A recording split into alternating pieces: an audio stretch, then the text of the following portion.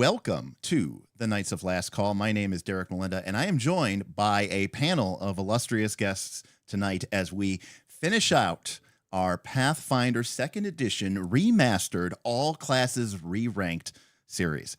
I am joined once again by Jackal. Jackal, I think you've been on all What's three. up? I think you've been on all three of these. Yes. Cheers, everybody. Yes. How we doing tonight? Happy holidays, everybody. There you go. And Jackal, showing his veteran status of being on numerous Pathfinder 2 ranking streams, already has the wine going. So that's a pro move there, a player's move.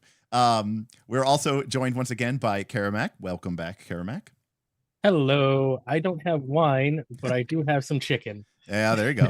I was eating chicken on my Q&A with the patrons last night because I was also very hungry. And then last but not least, it is the greatest player of all time. He is the only person who has this role in our Discord. It is the man, the myth, the legend himself, the greatest player of all time. It is Boothby. How you doing, Boothby? All right. For the first time you'll ever see me, I don't have snacks on my person. Well, that is kind of counter-purposed because Boothby just sent me my holiday treat box, and I have been indulging myself in his baked good cookies, and I am very excited tomorrow to crack open the Bruiseberry. That is Baby. Oh, it's so good. It's so. Here's the problem. It started off with I just put it on like toast or like a bacon. Now I just kind of put it on. I would put it on a steak. It's just so damn good. All right. I have put it on steaks and stuff. It's good. That's great. That's great. Well, actually, so I was just in Vegas and I had this like roasted Brussels sprouts with like this kind of like apricot jam, and I never had like that fruit and Brussels sprouts pairing before, and it was really really good. So now I'm thinking, maybe I'll try some Bruiseberry jam with like some roasty toasty Brussels sprouts. They're really good in air fryers. I was spreading apple butter on my leftover turkey from Thanksgiving. There you go. Because you know what turkey needs? More fat. Well, I guess what piece? White meat or dark meat? Both. Oh, okay, fair enough. If any of you out there have questions about how to prepare Thanksgiving and or make a turkey, Boothby is the you have to join the Discord. Yeah, you got to join the Discord. Go to what you cooking? Yeah, what's cooking? And then they're all pinned. Yeah, we're all pinned. So welcome everyone.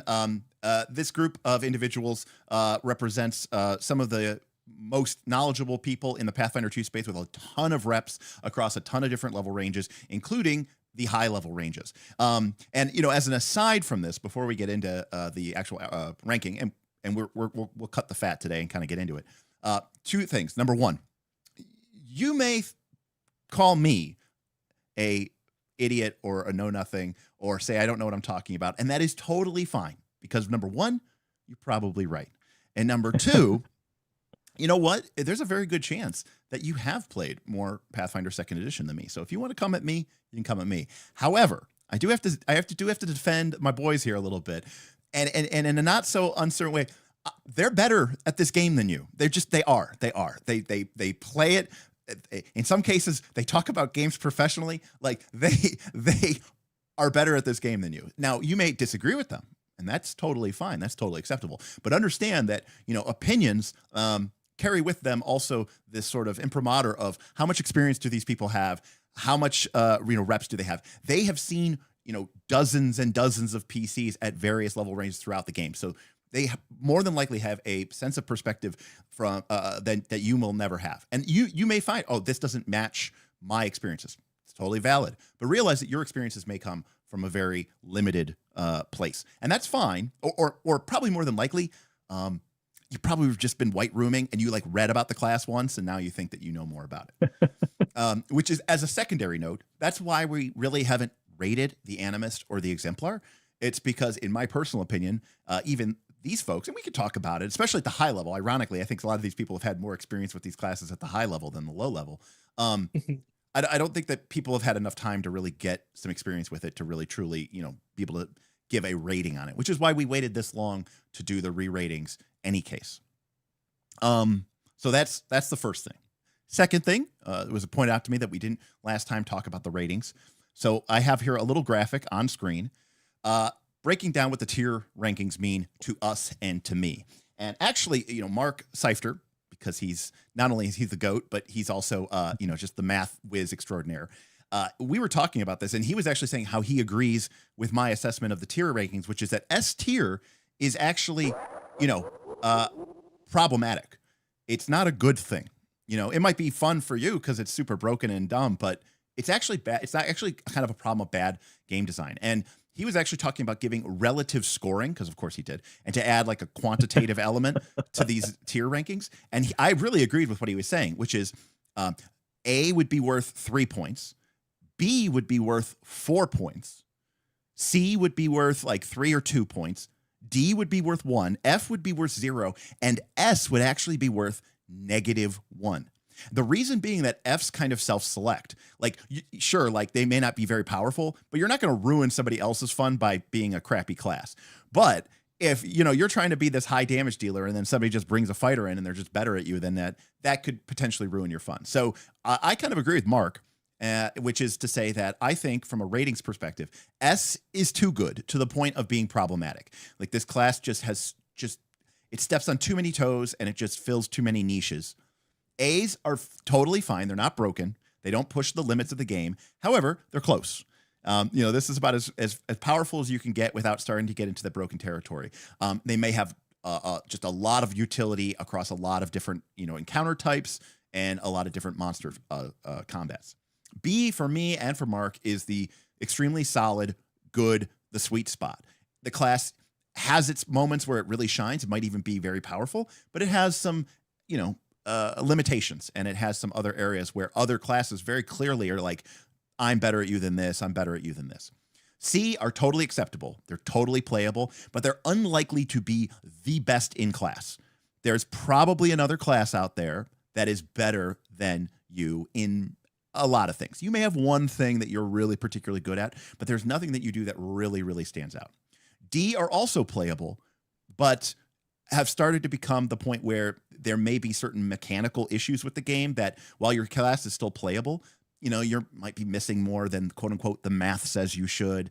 Some of the scaling issues of the game might become more problematic. And an F is what we consider a mechanically flawed class.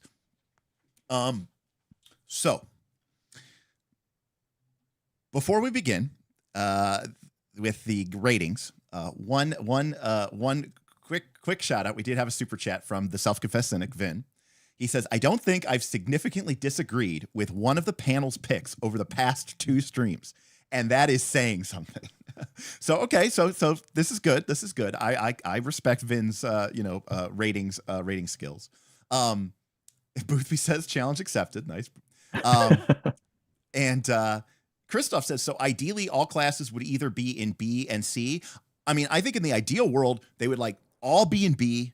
It's unlikely. You could never achieve that, but like they would all be in B. And then maybe you'd have like 1 or 2 in A because they just kind of dip into it, and like 1 or 2 in C because they just, there's probably some kind of bell curve.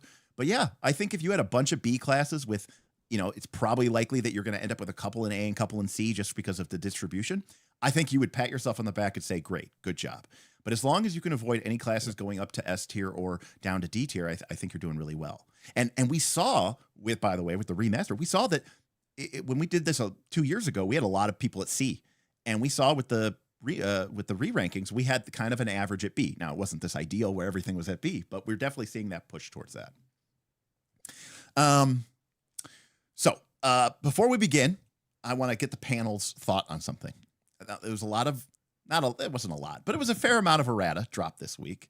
One of which was a nerf to, arguably probably like the second or third cast most spell in the game after, maybe like, I don't know, heal, heroism, haste, slow somewhere, which would be True Strike, Sure Strike, formerly known as True Strike. If you're not aware, this got nerfed by Paizo. They made it so that if it gets cast on you, that you are immune to future castings of it for 10 minutes, similar to guidance or some other effects that do something similar. AKA, you're doing this once a fight, maybe like once every 2 fights, depending on if the fight goes right into the next fight or whatever. Certainly within the duration of a heroism spell, you're only doing it once. Thoughts? Stupid.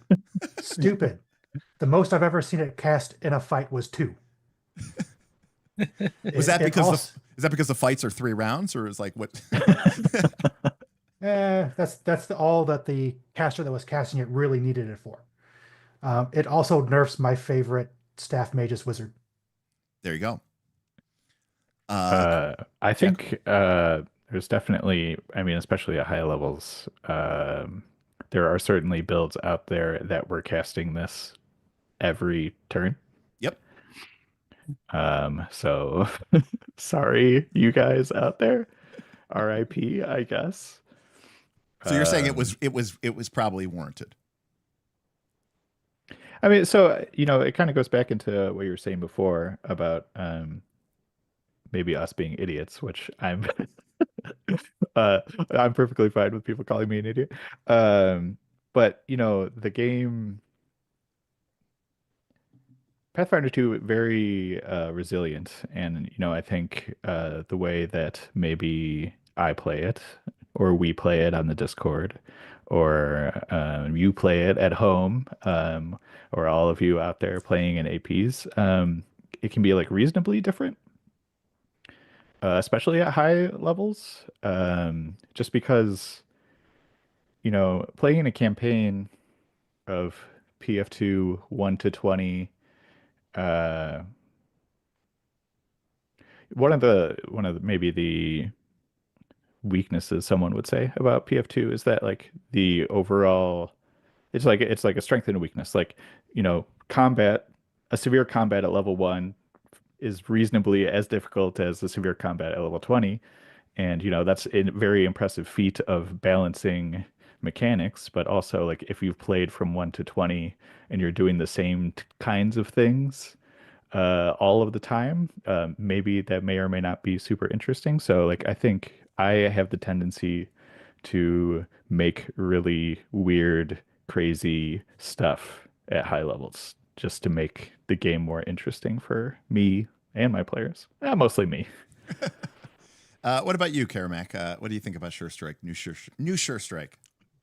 So back in season 2, when I played in the Northman challenge, I was a war priest. Okay. And once I had about like 3rd and 4th rank spell slots, my 1st and 2nd rank slots were my Sure Strike slots. Right.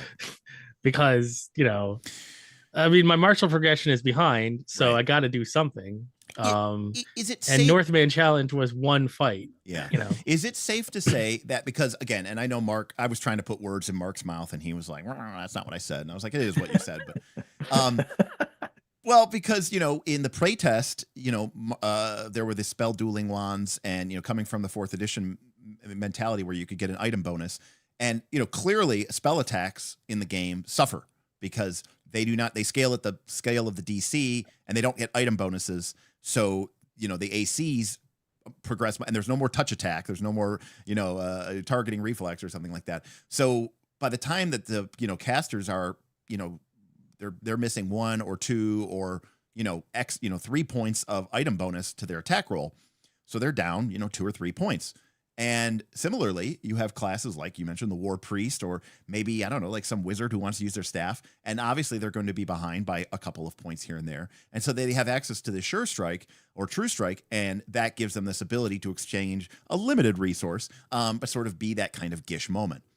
I think the problem is that because of the way the archetype system works in the game and the fact that it's a low-level spell, which is the ones that you get first, it's overly easy for characters who aren't saddled with those disadvantages, right, to end up taking that spell and getting access to that spell and being able to consistently cast that spell.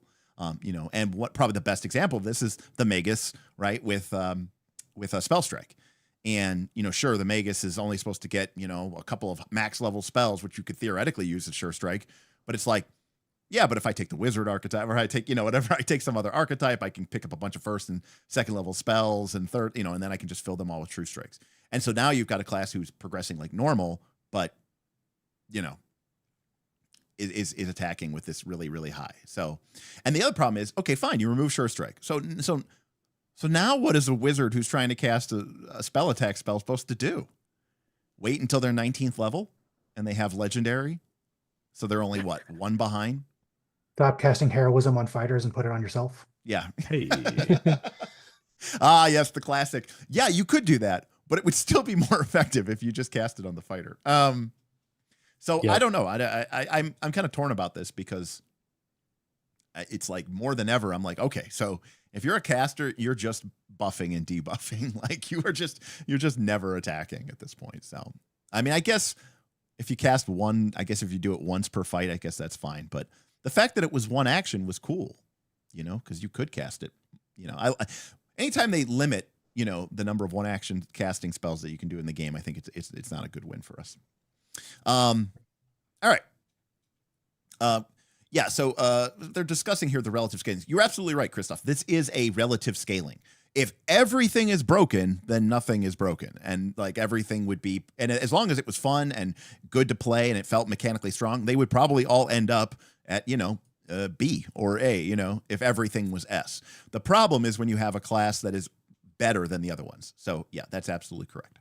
All right, so we're going to get into it. High level. So remember, high level, everything is turned on. You've got a crazy amount of gold, magical items. Monsters are very complicated. They have laundry lists of vulnerabilities and resistances. They've got pages of different magical abilities, and they've got multiple action. You know, they've got all sorts of action improvers themselves. The characters have 8, 9, 10, 20 feats if you're playing with free archetype. So, you know, all the builds are basically turned on, right? Like the final, you're in the final phantasm. Ironically enough, I there are some exceptions to this, but I actually find that the high level spell slots aren't actually that powerful for the most part. But you do have the sort of penultimate spells, which again, for the most part, was always kind of disappointing to me. I mean, there's a couple that are good, but so this is what we're talking about. This is the world that we're at. And we're going to start with the Alchemist. And so real quick, 30 seconds, maybe a minute. I'm going to go around. I'm going to go Jackal, Karamak, Boothby. We'll start there. Just thoughts on the Alchemist at high level. Jackal. Way too many items to remember. Yeah, your list of feats, especially if you're free archetyping, or if you're archetyping into something. You know, I think you really do have kind of a tool for all, like every situation combat wise. Yep. But the people that are specialized in the thing that you were wanting to be doing are like doing insane stuff. Is it better in high level Pathfinder 2 to be a specialist or to be a generalist? Karamak, thoughts? Oh, let's see. Probably better to be. It's probably better to be a specialist at the high level once assuming like you're in a regular adventure with a party and everybody's decided to be a specialist in something different, right? Then yes. Boothby, thoughts on the Alchemist? My players tend to prefer actual fantasy classes, so I haven't really seen any Alchemist in play. The math seems to work, but does the Alchemist play any differently at high levels than it did, say, for the last 15? Like, does it feel like you're able to do something new, or are you still basically just you're throwing out the greater, special, major versions of the same stuff that you've been throwing out for 15 levels? I mean, monsters tend to have weaknesses more often, I think, Sure. at higher level. So that changes the effectiveness of the bombs and stuff that you're throwing somewhat. Yeah. As a reminder, led by Darth Gorlock, we did give the Alchemist this D at mid levels because of this weird overlap. Darth made a very compelling point, and we gave it a spite D, which was that because of the way that its progression was sort of in this like maximum horrible location, it kind of really, really dropped down. But before that, we had given it a B rating. So late game Alchemist. Now, here's what I'm going to do. I'm going to have my vote, but I'm going to give each of you a vote as well, and I'm going to give chat a vote. So, so that's how we're going to determine the final rating of the Alchemist. So, Alchemist, obviously, it is not a D as it was in mid tier, but I guess I'll say we'll start with Jackal. Jackal, A, B, or C for the high level Alchemist? I'm gonna go C. Okay. I just don't think. I think you kind of hit pinnacle of like what you want to be doing as an alchemist, kind of mid game. Early to mid, like you're showing off like all your like, oh my god, I'm so versatile, and you're answering all the questions that your party is running into, hitting all the weaknesses. I just don't think that is as useful late game. But also like you tend to fight like, well, at least I have tended to fight fewer bigger things at super high level. So I think that makes the alchemist a little less useful. All right, Karamak, what do you give it? I think that C is probably appropriate, but I did notice something funny in the Alchemist. So a lot of classes have like a feat at 20 where they are permanently quickened to do some funny thing their class gets to do. Alchemist gets that as a feature at 17 for quick alchemy, which is kind of neat. Like other classes have to decide that they want to be faster forever, but the Alchemist just is. But still, I think C is probably appropriate for where they end up. All right, Boothby.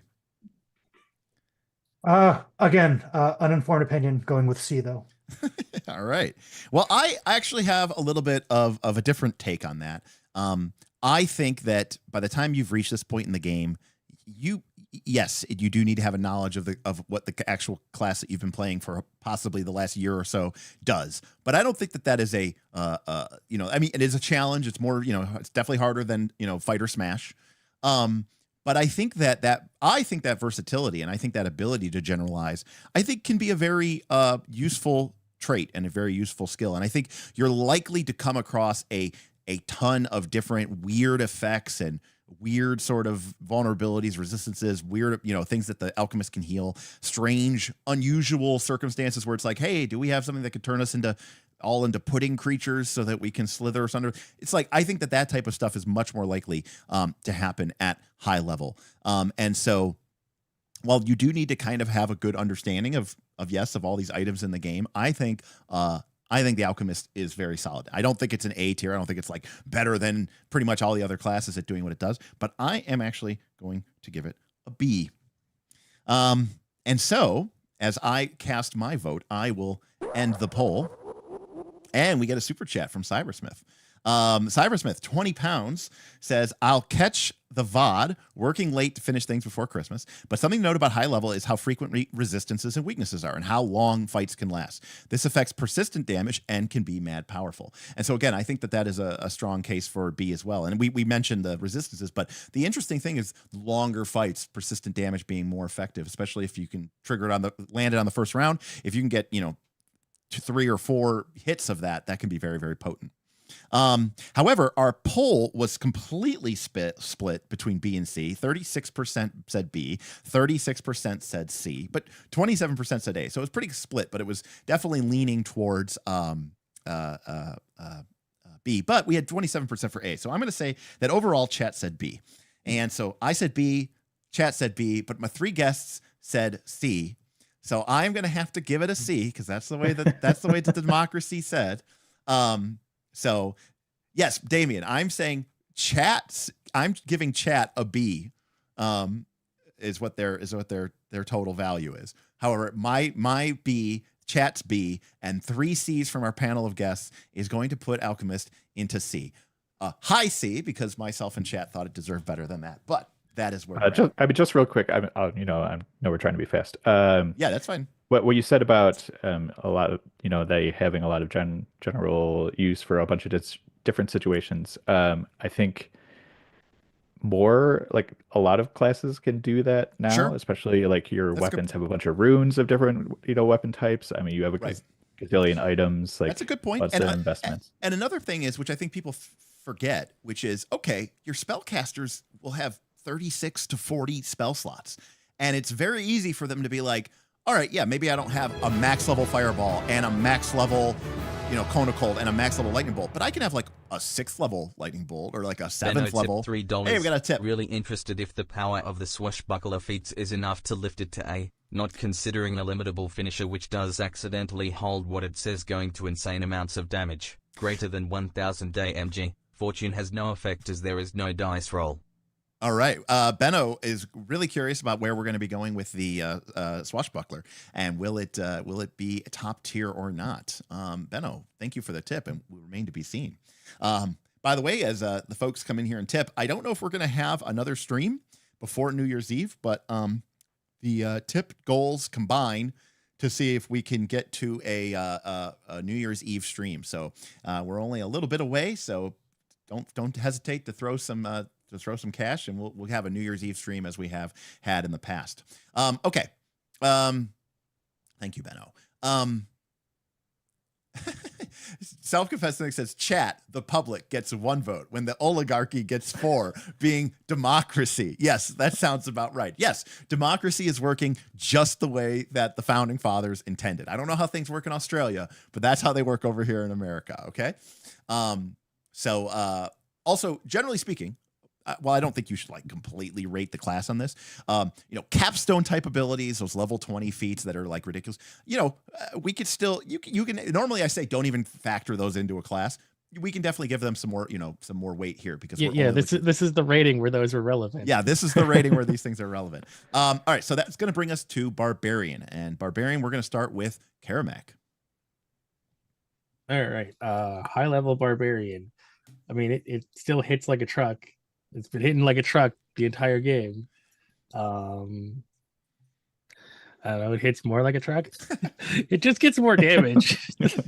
I mean, your damage definitely goes up, but so do the monster's hit points. So is the Barbarian actually performing any differently at these high levels, than it was at, low levels? I mean, obviously, technically, it's like a mid-level thing, but like, I remember being like, oh, imagine when you've got your speed weapon and you're enlarged to be huge, and then you stride, and then you whirlwind strike, and you attack all the monsters with 0 map and this massive attack, and you're critting all of them and knocking them prone. But it's like, does that stuff actually happen? I don't know. It can in the right situation. Let's see, like they do get a little tougher too, because they finally get the power too. You can just have your temporary hit points back by not being raged for a round. I don't know how often you would do that, but you could do that. What about you mentioned the temporary hit points? One feat I'm familiar with because it was used against me was Unstoppable Juggernaut, which is I think a 20th level feat, and it basically says like if the Barbarian would be reduced to 0 hit points. Instead, that doesn't happen. You drop out of your rage and you get like wounded 1 or wounded 2 or something. Now, in my particular case, this mattered because I was striking the Barbarian with a 600 D12 force damage effect that was designed to cause the entire raid to have to absorb the damage as a group so that they don't get killed. But of course, Hanog just said, "No, you guys are good. I'll take it." And we're all like, "What?" And he took it and he was like, I take nothing. So right. I mean, that is still a thing. That's the thing. Good. Very cool, right? But when you're a 20th level Barbarian, is that actually a good power? Like in a normal Pathfinder 2 game? No, not usually. Yeah. Oh, yeah. I mean, it's basically Orc Ferocity. Right. It's literally Orc Ferocity, but as your 20th level class feat. Right. Except now you're not raging. So you can't do any of your stuff. And in any normal adventure, it's going to be saving you 50 hit points of damage. You're taking a crit. Correct. And that's where that power is going to trigger. Right. It's never going to save the entire party like it did when you dropped a 60 D6. No. 600 D12. I'm sorry. Get it right. Right. And I guess to this feat's credit, it doesn't have a cooldown of once per day. Right. It just increases your wounded by 2 when you use it. Correct. So if you had Die Hard, you could use it twice. Right. The one thing I do like. Please go ahead. The one thing I do like about the high level Barbarian is you can really start getting into the Incredible Hulk stuff. Stomp your foot once per 10 minutes and cause an earthquake, or punch through walls. Right. You can't do all of those because they're all individual feats. So you can have like the Hulk's arm or the Hulk's leg. Right. Yeah, but you definitely get to that kind of almost sort of over the top, almost super heroic kind of level of barbarian. You're basically almost now like a level 1 Diablo 2 barbarian, right? Where like you can finally do what a Diablo 2 barbarian could do from the beginning of the game. And I think that stuff is cool. I mean, for sure. Some of it's not necessarily the most powerful stuff, but it's pretty fun. And I will say the fix to rage has been awful. It has really cost my groups more actions than it has saved. How is that possible? Because I had Barbarian and I was running Strength of Thousands, where they get free archetype Wizard or Druid. So the Barbarian would before a fight start, cast a spell, get in position, then rage. It's like the second round or maybe the second action. So now he keeps having to use Moment of Clarity to cast his spells because he's getting raged at the start of the combat. Wait, can't you choose not to rage? Then you got to spend the action anyway later. Well, these are Boothby's players we're talking about. This is true. All right, Jackal, thoughts on the high-level barb? I mean, I think it kind of really goes to the type of game that you're playing. I think if you're playing just a regular game, they're fine. It's the same. They're doing damage and they're being able to take damage. Their saves are good. They get to run really fast. But like I think their feats really shine in like the very specific fun raid type things, like if 600 attacks, or if you're getting attacked by 1,000 little guys, like it's fun little encounters like that, where you get to show off your barbarianness. Yeah, I've always said that with the way that the barbarian is situated, with its damage reduction being good but not great, all right, low but not good, and it's temp hit points, and it's and what I would call relative to the fighter, right, like a low attack roll, aka everybody else. I've always felt like the barbarian thrives in here's 8 PL -1 monsters, or here's like 10 PL -2 monsters, because then it's like, if you add up all those hits, it's like, yeah, but they can do a lot of damage, but you're like, yeah, but I'm taking 15 or 10 off each of them. And so then it's like, oh yeah, 20 becomes 10, 18 becomes 8, and it actually feels reasonable. Whereas when you're fighting these bigger level monsters and you're like, you take 78, and the barbarian's like 70, it's like the percent there is not as effective. It's not as much of a big deal. And all those PL -1s are getting hit by a truck more relative to their hit points. Plus, there's something that I call the critical hit. There's something I call like the critical hit death threshold. It's something I talked about like in 4th edition D&D, which is like, because some of the damages didn't scale well enough. For a barbarian, I get it. Like if I'm fighting a PL +3 monster or whatever, this is not what I want. But if I'm a barbarian and I'm high level and I crit something, it should just be dead, right? Like whatever the math of the game is, whatever I'm fighting, like the damage I do doubled should be more than enough to kill a monster. And you get that kind of if you're fighting like PL -2 or 3 monsters. And so for me, it's just like, if something can survive a barbarian's critical hit at this level, it's like, there's kind of like oh man, this is what I'm supposed to do, is just do this much damage. And of course the monster hit points do scale pretty high. All right. We started with Boothby. So Boothby, rating for the barbarian. Or no, we started with Karamak. Sorry. Karamak, rating for the barbarian. As a reminder, in mid-level, we actually gave it an A. Really? Well, it's still probably really good at what it does. Right. It hits things. It does damage. That's what it's there for. So I'm gonna give it an A. Okay. It doesn't need any special conditions aside from I'm raging, which is free now. Right. To be fair, it used to be free at high level anyways, right? Yeah. Yeah. It used to be. Right. You got that, whatever it was called. I don't remember what it was, but you used to basically get it for free. Yeah. And you even got like at like mid levels, right? You got like the refund, right? When you raged, you got rage. You could use, it's classic Pathfinder 2 language. You can rage, but you can rage with more than one action, but then you get refunded the number of actions that you use for your rage. It's just crazy nonsense. Boothby, barbarian. I say B. B. I don't think the added damage that they do per hit is as compelling at higher level. Okay. That sounds good to me. I do an extra 8, 10, 12 hit points of damage versus an extra 150, 200 hit points that the monster has. Right. I agree. Jackal.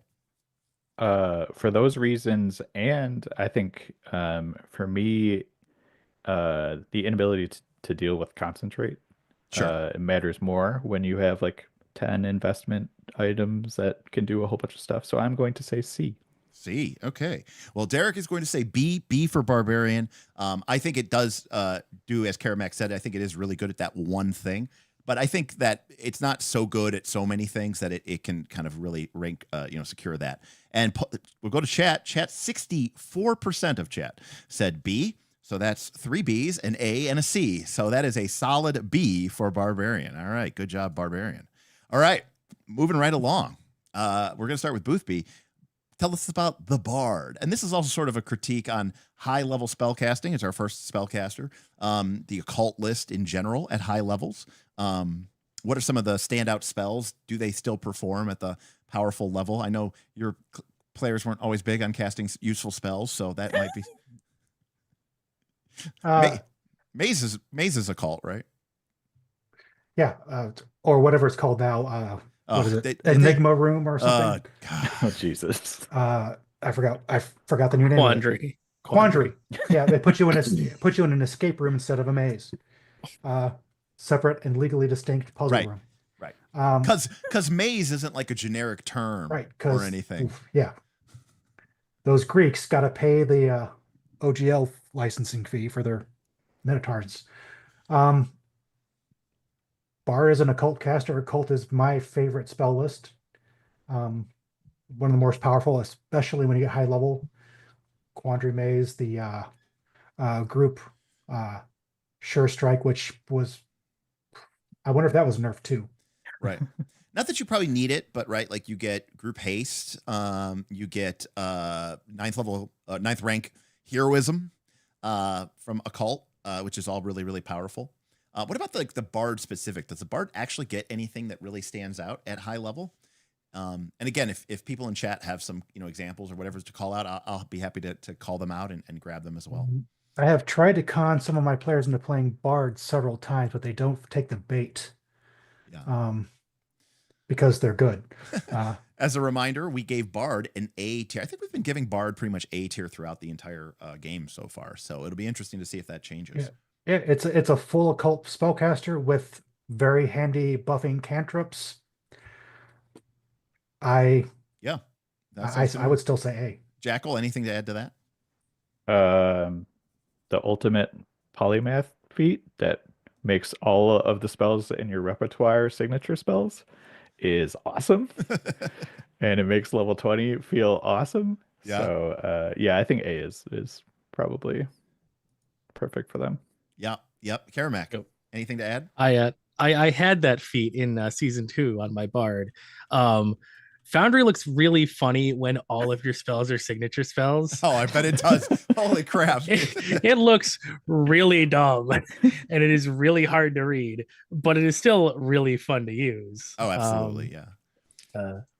Do the composition cantrips still carry their weight at high level, or do you find, like, obviously you're probably casting a spell most rounds. So like, what are you doing with that third action? Well, it depends if I have to move or not. Sure, but if I don't have to move, I can always just cast the everything is frightened cantrip. Dirge of Doom. That's one. Dirge of Doom, yeah. Yeah. Because that's a good one. I'm probably putting 6th or 9th level heroism on the barbarian or the fighter or somebody who's going to hit it really hard. So they don't really need my +1 as much. Right. But that's still a good area if you have a bunch of people and you can't heroism all of them. Yeah. You can still do that. And that's what I like about occult so much and how it stacks with the bards, because you get to play both sides and you get to throw down some serious debuffs and throw up the buffs. And like we've always talked about, like I remember one time their mind was blown because I was describing about how, like, okay, so there's a fighter. And, normally people hit on like a 10 or on like an 11. Well, the fighter hits on an 8 because they're a fighter. And then you give them heroism. So that's +3. So now they hit on a 5. And then you flank the creature or otherwise make it off guard. And so now you're hitting them on a 3. And then you make them clumsy 3 or sicken 3 or frightened 3. And now you're hitting them technically on a 1, on a 0. And it's like, holy crap. And you're like, yeah, that means you crit on a 10, you know, like just so like when you can play both the bonus and the debuff side of things, it can be very, very, very powerful. Yes, you're fixing the math. That's what the Bard does. Well, yeah, I mean, 76% of the chat agrees, you know, A for Bard, and I'm not going to dispute it. I mean, I don't think it's broken in any stretch of the imagination. In fact, I would argue the Bard is kind of, in my opinion, what they wanted spellcasters to be in Pathfinder 2, which is kind of more supporting and this idea of the quote unquote tactical play. If we're talking about older versions of the game, one character by themselves would be like, yes, I hit on a -5 and I can do all this damage. No character can really do that in Pathfinder 2. And so if you put in a little bit of effort, right, to get that status bonus and that circumstance bonus, you know, because as much as we're talking about things, we didn't even include a +3 circumstance bonus from aid, or a +4 circumstance bonus from aid. So you could potentially be hitting on a -4 and critting on a 6. That's a lot of setup. That never happens. What are you talking about?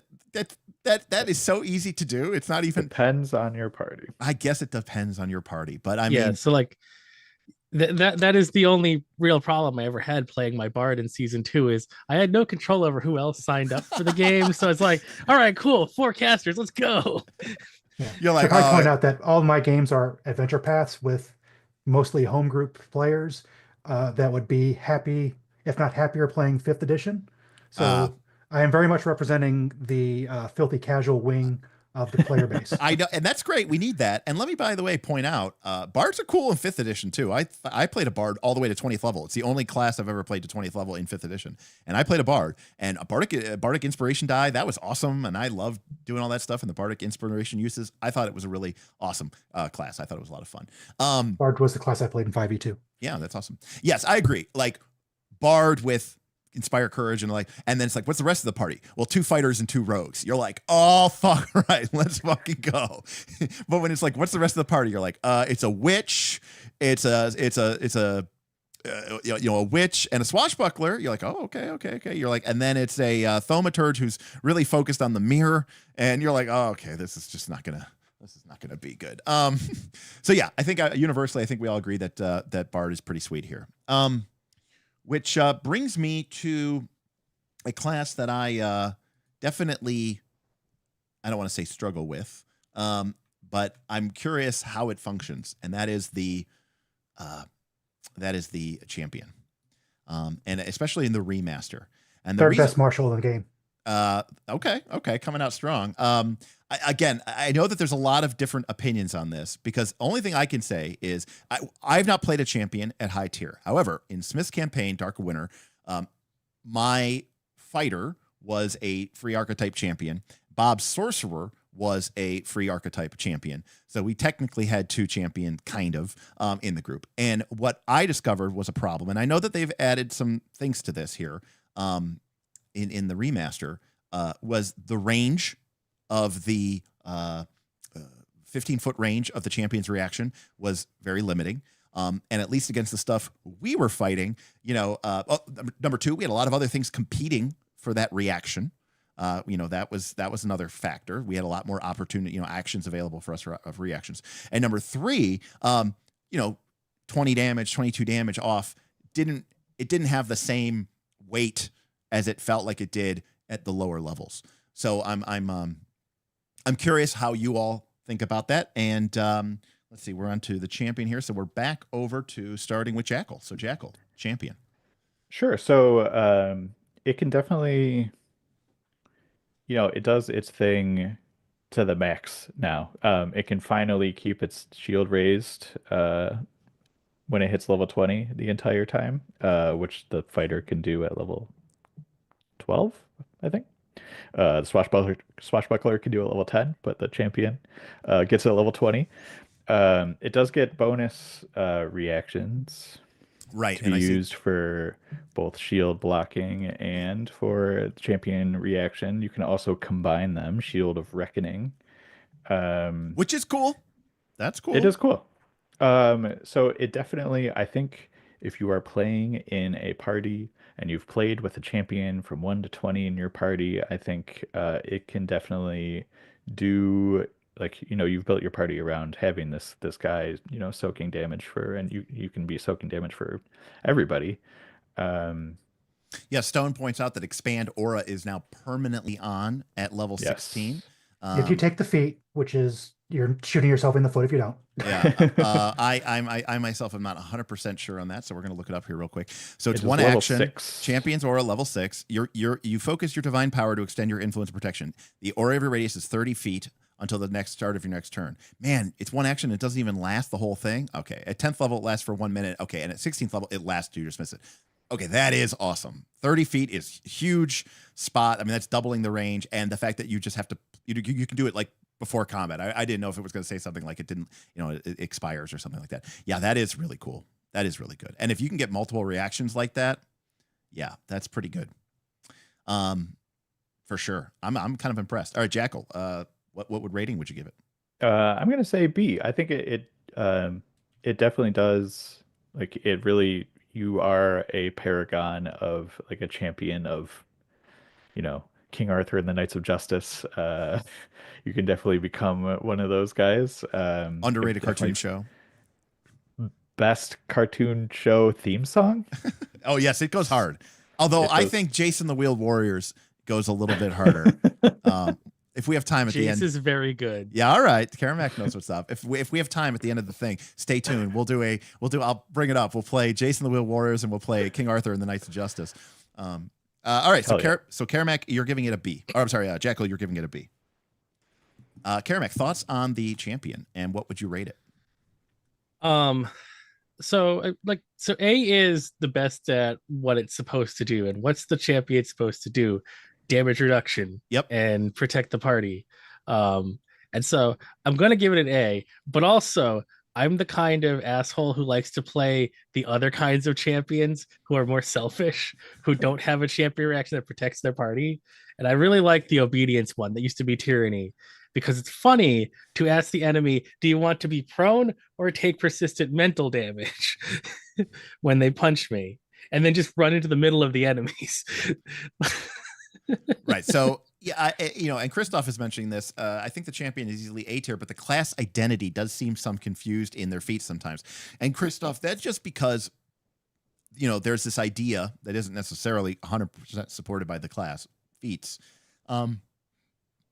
which is, well, yeah, but some people think of the champion as being the smiter of the evil, right? And not just this like damage absorption tank defender type. So they have to kind of throw some support to it. And then what ends up happening though is you end up finding yourself kind of pigeonholed into one role or the other.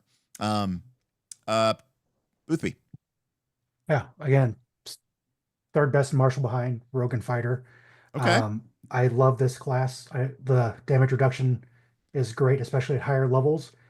We talk about how it's not a lot of damage reduction, but at this level, especially if you got the 30-foot aura, a lot of the monsters are doing slashing and fire damage, or they punch you and do bludgeoning fire. So you're double, sometimes tripling that damage reduction per hit as they come in.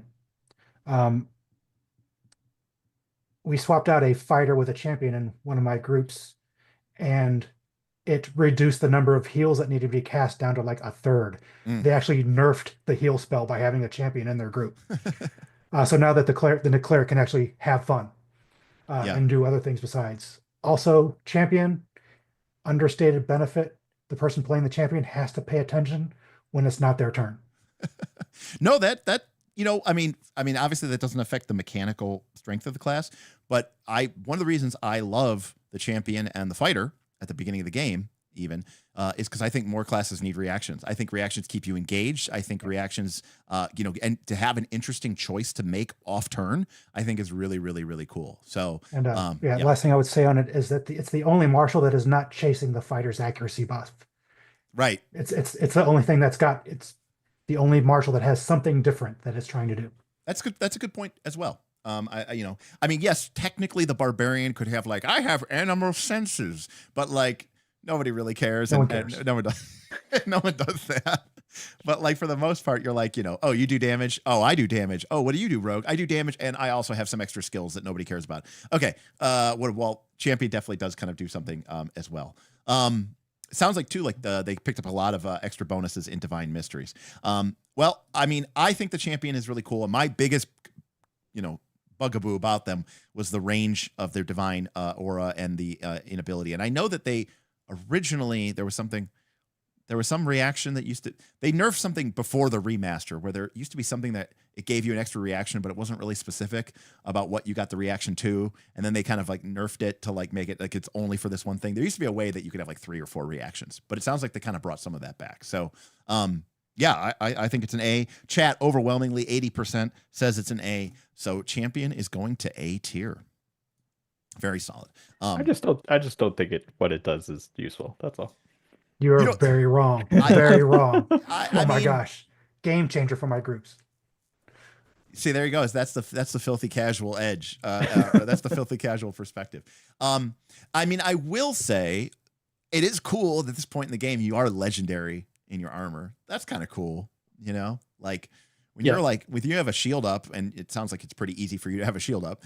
You could potentially be in a world where your AC is like 4, maybe 5 points higher than other people in your group who are considered to be the good AC people. Easily. Yeah. So that's not nothing. That's not nothing. I don't think that's bad. Bob says, I need a shirt. I thought he said we need shirts that say filthy casual. You know what, Bob? We'll make 2 KOLC shirts, limited edition 2025. One will say filthy casual and the other one will say elitist know-it-all. Which one are you? It's reversible. Well, okay, it's reversible. It's it's the same shirt, but one's on the front, one's on the back, the other one's on the back, the other one's on the front.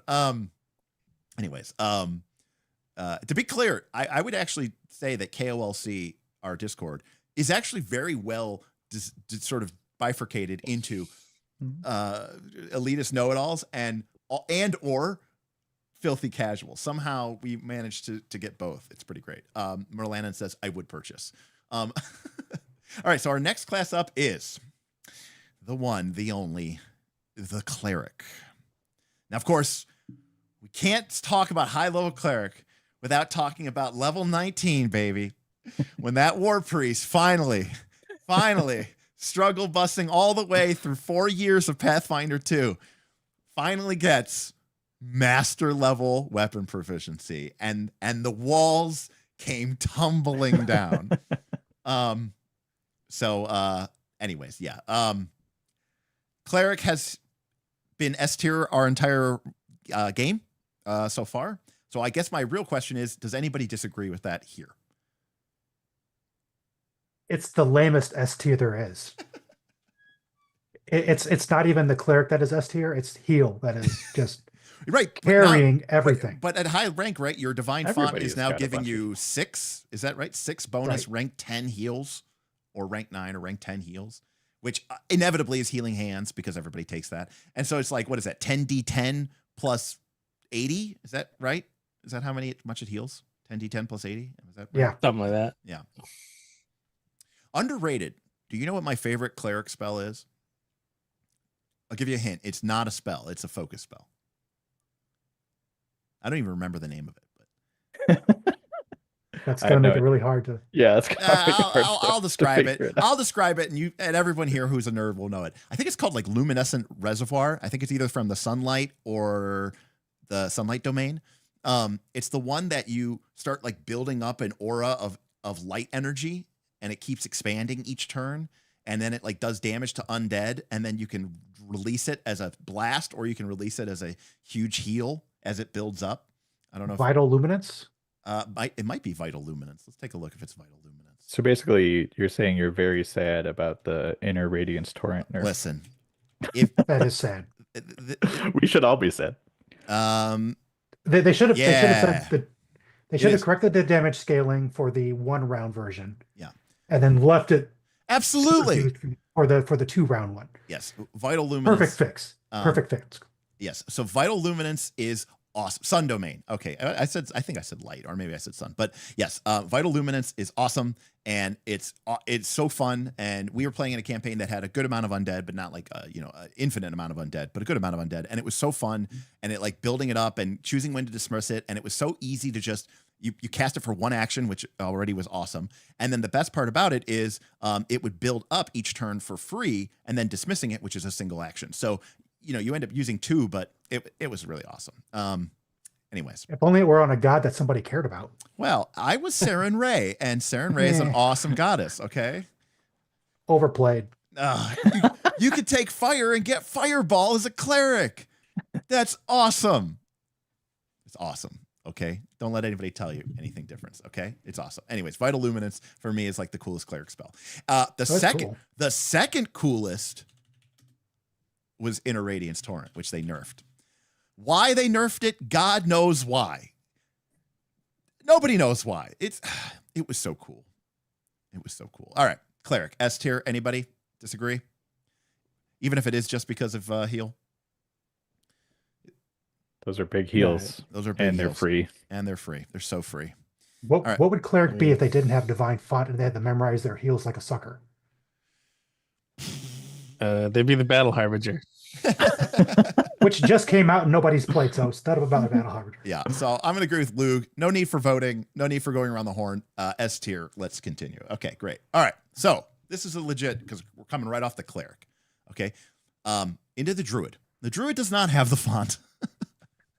The druid at high level gets nobody knows what.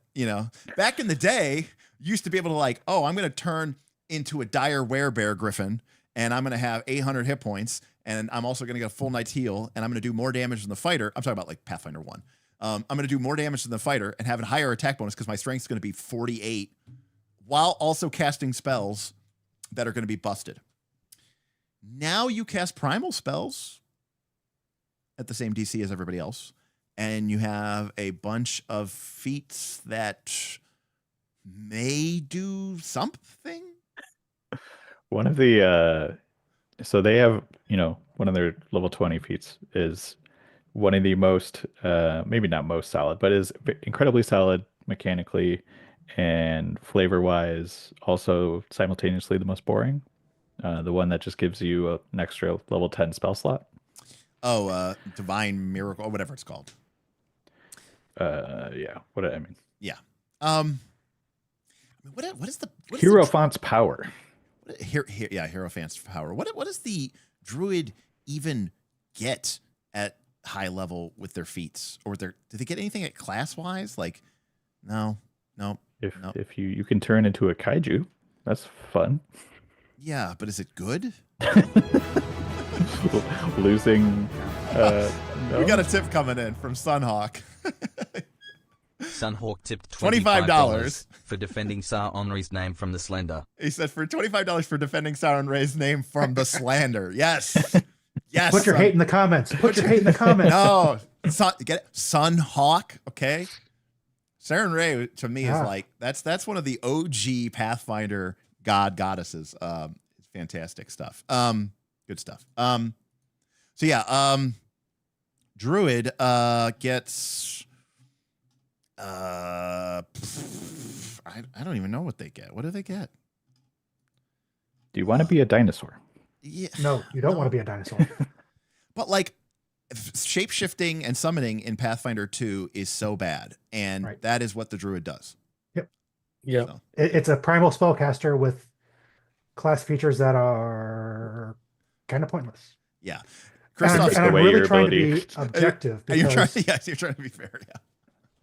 And historically with my groups, anyone that ever changes shape has a curse that no D20 will come up with more than a 3 on the die.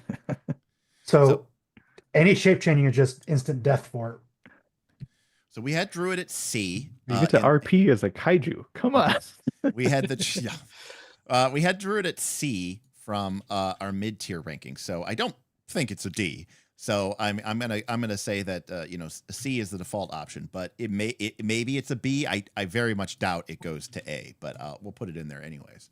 Now Christoph says I think a shifter can match a fighter's to hit only at level 17, and that's the only time that the Druid actually shines. Right, by being almost as good as the fighter once. Like that's when people say stuff like that, it's like, listen to what you're saying. I know you're being very objective here, but AH says D for Druid. Brutal. Sunhawk does want to be a dinosaur. David is saying Druid is S tier, a solid body with 10th level spells. Well, no, David, that S tier means that you're so powerful and broken that you're actually a problem for the game. Damien says Storm Druid B, everything else is a C, so C. We'll start with Karamek. Karamek, thoughts on the Druid at high level? I mean, you still have the heal spell. All right, that's a baseline. Is you can cast heal spells, you cast less of them, and they're not as powerful as the clerics. Okay, so that probably makes the class at least what? B? That's probably at least B, because I mean, if heal is enough to make cleric on its own S, Yeah, and druid doesn't get those for free but can still have them, then B means you have the option to try and mimic some of the power of the cleric while also turning into a dinosaur, which is kind of rad. right. Except that when you turn into a dinosaur, everybody in your group is going to look at you very upset because that means you can't cast heal anymore. I know. See, this That's is not the point. Listen, I understand the power of the Godzilla. Okay, I saw the Godzilla in all of its wonderful. You know, it was like what is it? It's like a Galadriel, right? I will be terrible and as destructive and as terrible as the dawn, right? It is all will love me and despair. That was the Godzilla. But the key thing they understood was you can't take away a spellcaster's ability to spellcast. Now, the problem with the Druid, of course, is that you turned into a badass monster that was better than the fighter and still could cast your spells. But at the very least, if you're going to make me turn into a bad version of the monster in this game, at least let me keep casting my spells. Especially, you could even have put in a restriction, right? Pathfinder 2 doesn't seem to care about anything other than your two highest levels of spells, right? So it could have easily been like, you could continue to cast spells, but they cannot be from your two highest level ranked spells. So it's like, okay, you can't cast your level 10 spells, you can't cast your level 9 spells, but you can cast your 8th rank, 7th rank, and 6th rank spells. That's fine. That'd have been totally acceptable. Why don't we just do that? All right, anyways. So, Karamek, what do you give it? B? B, yeah. B. B. All right. Boothby. See, just because you can cast heal doesn't mean you should. You're actually taking away from the druid's class identity by memorizing heals. I just remember that I felt so bad for our shape-changing druid player. I built a fudge mechanic into the VTT dice roller. That's next level, folks. Derek does not approve of this, by the way. I didn't either, but it was literally, he wouldn't roll more than a 3 anytime he changed shape. What? Oh, I don't want to know. All right. Jackal, what do you got? I think B. I think heal's doing a lot of the carrying, and hold on a sec there, Jackal. We got a tip coming in. $8 just needed to complete the nice stream goal. Oh, Thaddeus, $8 just needed to complete the New Year's Eve stream goal. And with that, we've done it. We've gotten to our $125. So I will be back next Tuesday or 2 Tuesdays from now to do a New Year's Eve stream. Thank you, Thaddeus. Thank you, everybody who supported that goal. That's awesome of you all. Thank you so very much. Of course, if you still want to tip and super chat, I'd love to have it. It'd be awesome. Thank you for the support, but we're going to keep on going. All right, Jackal, sorry to interrupt you. Thank you, Thaddeus. No, absolutely. Yeah, thanks for the tips, everybody. Yeah, B, heal is great.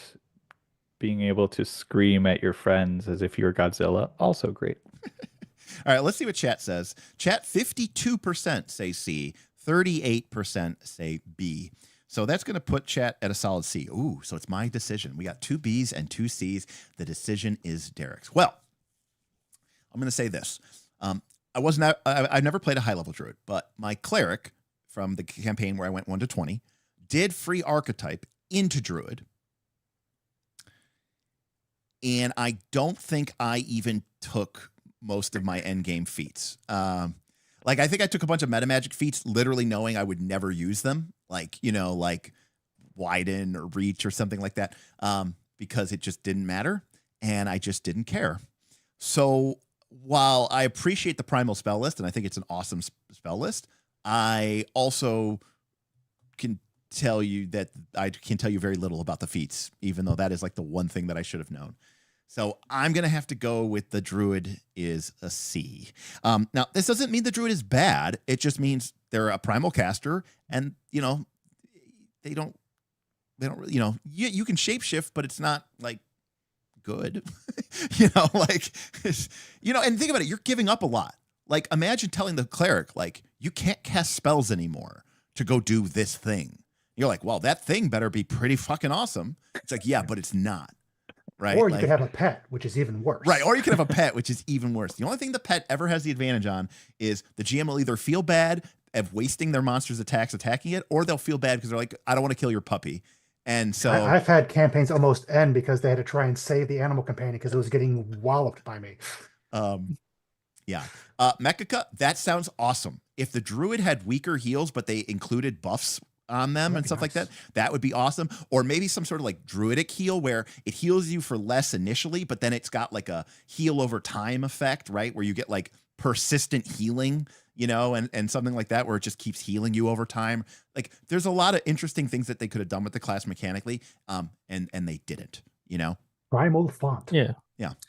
That could have been cool. Yeah, a lot of cool stuff. All right, well, moving on. Big Daddy Fighter. Now, in my opinion, right, the fighter he kind of peaks in high school, right? Like he peaks at level 13, right? He's the undisputed man. Does he get anything in the last 7 levels of the game? I don't know that he does. Let's see. He gets to stay better than everybody else still. You get to have a lot of feats. Yeah, you get the fighter flexibility. You get to swap your feats, but it doesn't matter because you're only using the same 3 feats to do the same 3 things over and over again because they're the best things in the game. Now, what I do like about having all those feats, I will say, is there are a lot of fighter feats that are very powerful but very niche. A great example of this is Blind Fight, right? And I like that the fighter actually doesn't need that many feats to be able to do all their shenanigans because, you know, it means that you can pick some feats that are kind of super niche, and when they come up, you could get to use them. So in addition to the 10 class feats you get, or 11 class feats you get, I think you can pick up 2 or 3 from the flexible feats as well. And yes, they do get infinite reactions, which is more about style than substance. Let's be honest with ourselves. Okay. Like, I mean, you know, we all, when you see, this is Magic the Gathering talk. A lot of people evaluate cards on the ceiling, right? Not on the floor. And you need to think about both, and you need to think about the most likely case scenario. Yes, there's this cool situation where you're like, my fighter made 5 attacks of opportunity in 1 round. It was awesome. And, you know, that's fine. But in a game where the math is tight all the way to the end, the fighter is still on top. Gentlemen, fighter has been S tier every single tier. Is there anybody who disagrees with that notion at high level?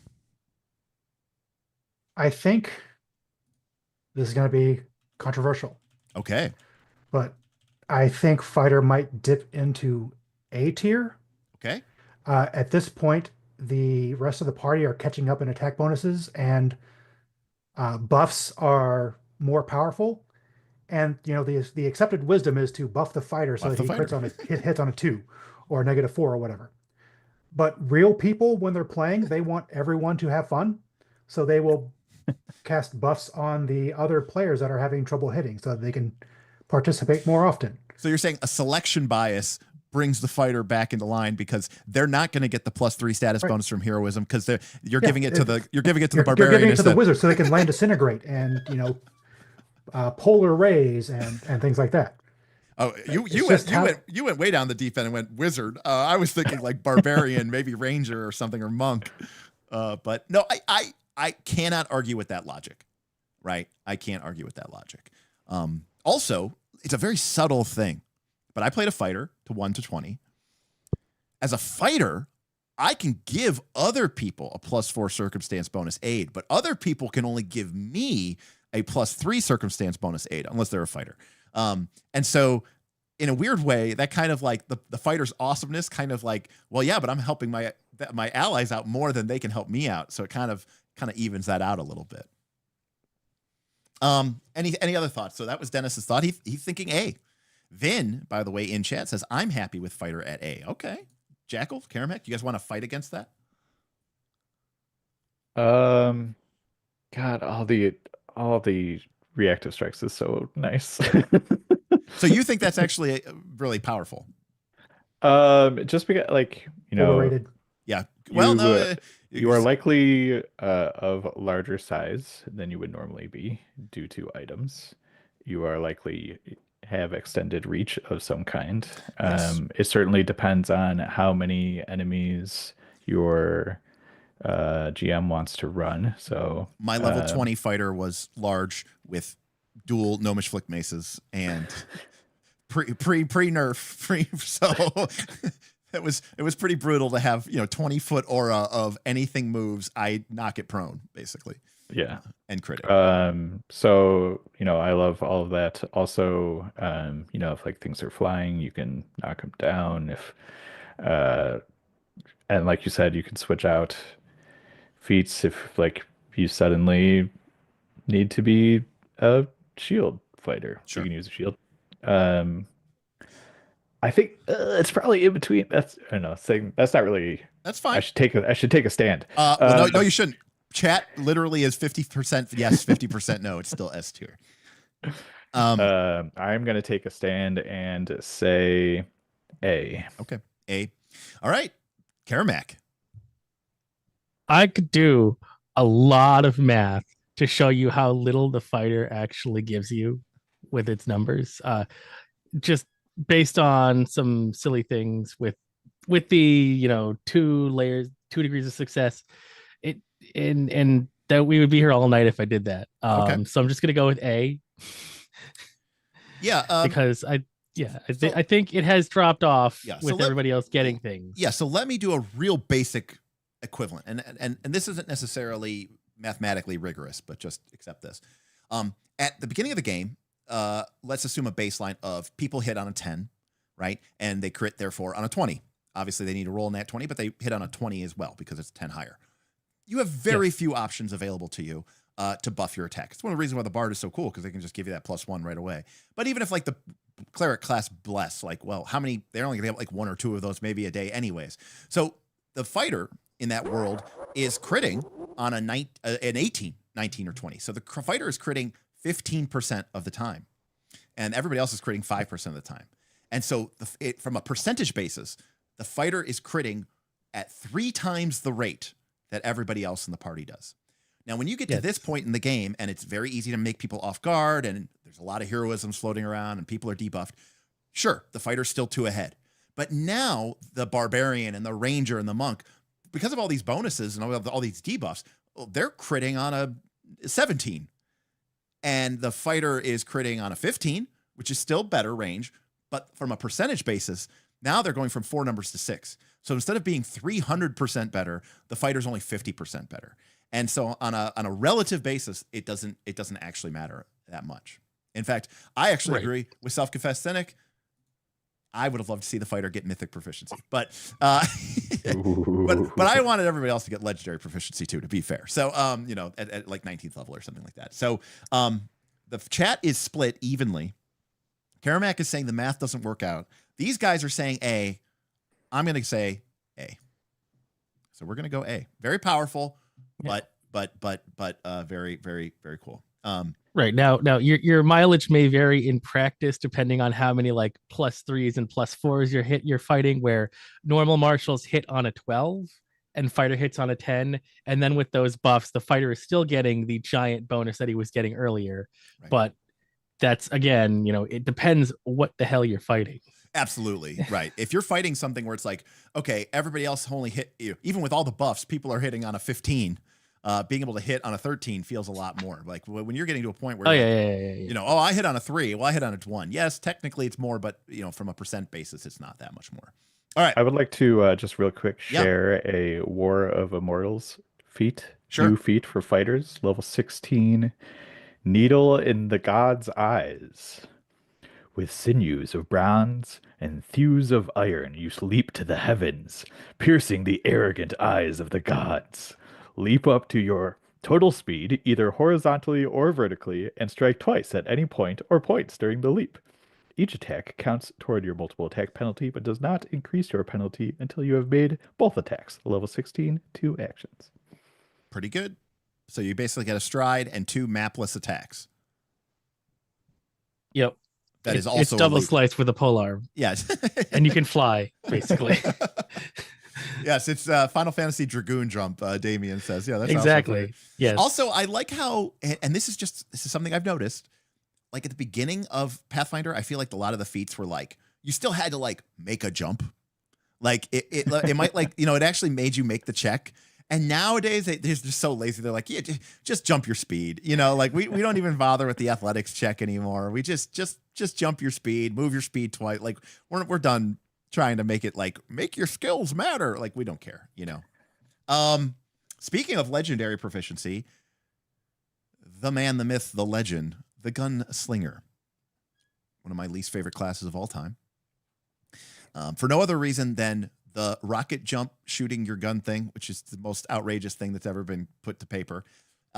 Also, the one where you have to have a feat to shoot your gun and throw it on yourself to heal yourself and stop persistent bleeding. I'm not sure which one I hate more, but it's close. Possibly being able to reload a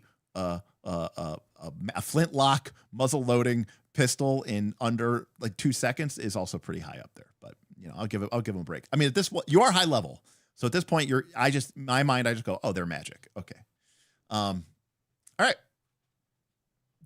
Damien says these came in separately, chat back to back.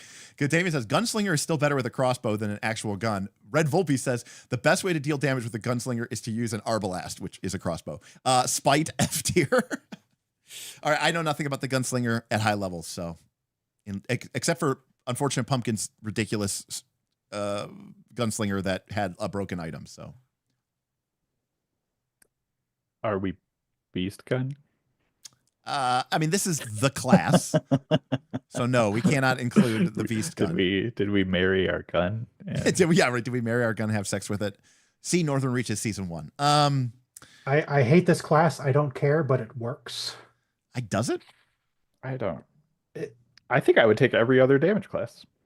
Interesting. I probably would too, but Karamak? If I told you I need you to make a character to do damage in this party, we've got a lot of support, tanky, defense, and we have a lot of utility, but we need a damage dealer. Would Gunslinger be near the top or near the middle of the pack? Who would be the bottom? Because we can all agree the Gunslinger is a damage dealing class, right? I mean, that's what it does. That's what it wants to do. That's what it's trying to do. If the party was really struggling with range, then I might say okay. But at this level, people can fly more or less. Yeah. So it's less of a concern. Like now you're like, I charge him in the sky and then I pierce his god eye. If that's some metaphor for losing your virginity, I don't know, but you know, it is what it is. We got a super chat coming in. Kefka's laughing. Oliver says, I'm playing a Gunslinger and I love her so much. D tier class though. And then you know what? I applaud the brutal. That's hard to argue with. That's brutal honesty. And I think Oliver makes a great point, and I do want to bring it up here. Nothing we are saying has anything to do with how much you enjoy the class. I played 20 levels I played 2 characters in with the same campaign. I played a cleric and I played a fighter. And they're S tier or A tier throughout the whole game. And it was miserable. Okay. Like I didn't have any fun whatsoever. So you can have a lot of fun with a class that isn't quote unquote mechanically optimized. You know, how you portray the character has absolutely nothing to do with the mechanics of it. And then certainly the flavor and the fit of it is basically something that you have to bring into it. All right. So thank you, Oliver, for that. Yeah, it's a crit fishing class, which I tend to not like myself. But in this world of, you know, aid and off guard and clumsy 3 and heroism 3+3, like, aren't you critting all the time? Yeah, it depends on the dice. I don't think at this point that fatal is worth losing the action for reloading, because it just adds. I mean, you know, it bumps your die up, and that's nice, but it only adds 1 when you crit. And AH makes a point that we may want to bump it up a tier just because it's going to be remastered anyway, so we don't have to come back to it. Ooh. Are they going to remaster all of the guns? Yeah. So we had Gunslinger at B tier in the mid levels. Everybody was kind of pretty reasonably happy with it there. Does it deserve to go up, down, or stay the same? Let's go around the horn. Let's start with Jackal. I am going to say C-. Okay, C-. Okay. The reload I think is too inhibiting, and guns are bad. All right, well, I'll put D on the poll. All right, so chat, let us know what you think about the Gunslinger. Remember, you get as a collective whole, you get 1 vote, as democracy intended. Karamak, Slinger.